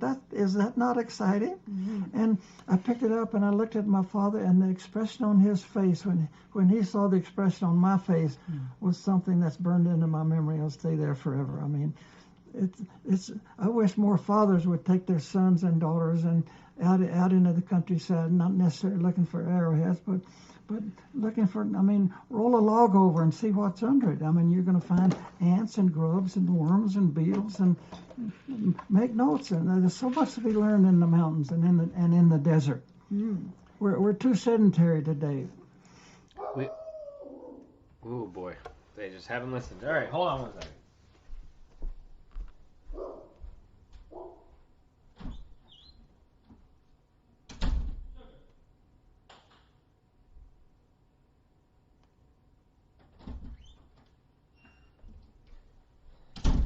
Well, that wasn't their fault. That's just Sugar barking her buttski off. That might mean Ashley is home. Hold on, let me check. Keep this playing. So, yes, you walk outside and there is adventure waiting. That's right. Pretty much any direction you go. And I think you said to me, and I don't know if this is a famous quote by you, but you did say to me when I was talking to you earlier, I don't do anything, I just make things happen. Things just happen in your presence, it seems. I don't know what that is. It's an idiosyncrasy of my biology, I think. But in Vietnam, I flew 328 combat missions, and a lot of them most missions in Vietnam were not very exciting, but it seemed like every time I pulled my gear up, things started happening. And sure, there's exciting things happening everywhere, in the mountains and in the desert, and I love to. I'm an avid fly fisherman. When I was a professional fishing guide when I was 13 years old in Yellowstone. But there's a famous quote in the book, new book on. I didn't just find this channel. I said it earlier. I've heard all these interviews before, but I listened to them once, and that was way back when I started, and I didn't get back to this channel. Devine, it says that they never knew that it was the chase they sought and not the quarry. I can't remember how many times I could hardly wait to get out on the river and to fish. And when I get out there, I walk over and sit down under a tree and watch the osprey catch fish. It's not catching the fish that counted. It's being there was what was important to me. And I would urge parents to take their kids out, particularly in the mountains. Summer's here now. The snow's pretty much gone. It's a good time to experience some of those things. Memories that your kids will never forget. That comes through in your books, the experience of growing. I was going to do smoke weed every day right after that, but I feel like that's a little disrespectful. Well, excuse me, princess. So, we'll buffer it a little bit. Baba Booey. Yeah, a little Baba Booey. Those of you who doubt the shit out of me, we can do,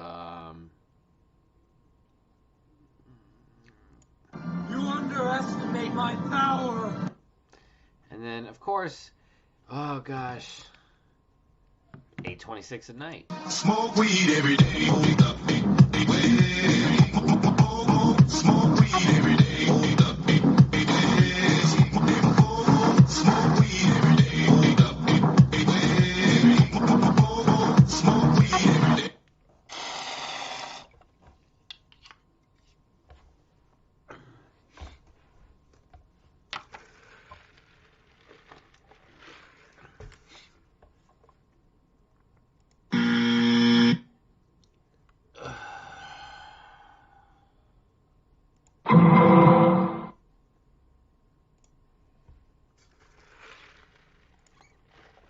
Ben, when are you gonna have me on so we can have dueling bong rips? Oh shit.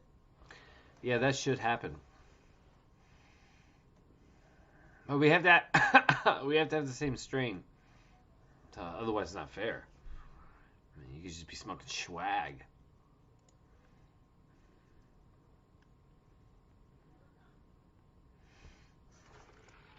Up in the West and growing up outside. But we have about 5 minutes, and I'd be remiss if I didn't bring up your treasure hunt. Okay. I think most people know that Forrest has buried a treasure somewhere out I here. never said I buried it. I hid it. Hidden, okay, hidden the treasure. There's maybe a clue, maybe not. That's worth at least $1 million. And what? What's in there? Well, there are 268 gold coins. There are hundreds of gold nuggets. 2 of them are size. He just said 268. Not. That's worth at least $1 million. And what? What's in there? Well, there are 268 gold coins. There are hundreds of gold nuggets. 2 of them are the size of hen's eggs. And there's lots of pre-Columbian gold jewelry and Tirana and a necklace of wonderful quartz fetishes and 2 little ancient Chinese carved jade figures. I mean, it's wonderful. When did you actually hide this treasure? Well, I'm 85 years old now. I hid it when I was either 79 or 80. So My wife didn't know within 18 months of when I hid that thing. She knew I had it, but she didn't know that I had gone out and hidden it. Oh, so it was a secret even that you hid it at the time that you hid it. Nobody knows that I hid it or where I hid it. I'm the only one in the world that will know that. So far. And you invite anyone who wants to find it. Sure, I invite parents to. I've said that it's hidden in the Rocky Mountains north of Santa Fe and below the Canadian border. So I'm inviting people to get their kids and go out looking for it. If you can find it, I guarantee it's worth your while. So, $1 million, why did you decide to do that? Well, I talked about that in my Thrill of the Chase book. In 1988, I was diagnosed with what everybody said was terminal cancer. You know, it takes a while for that to soak in, but after a couple of weeks, I said, well, you know, if I'm gonna go, who says I can't take it with me? Who says I can't impact the future? And so I decided that, you know, I've had so much fun doing this over the last 70-something years, that why not let somebody else have the same opportunity and the same thrill of the chase that I've had? And so I bought this wonderful little cast bronze ball. I gave $25,000 for this beautiful little chest. It's I don't know how old it is. It's Romanesque. I mean, but I started buying things just to put in it. Gold nuggets and gold coins and gold jewelry. There's I think 270 rubies in there. There's diamonds. There's 2 Ceylon sapphires. There's 8 emeralds, and there's all kinds of gold bracelets and wakas.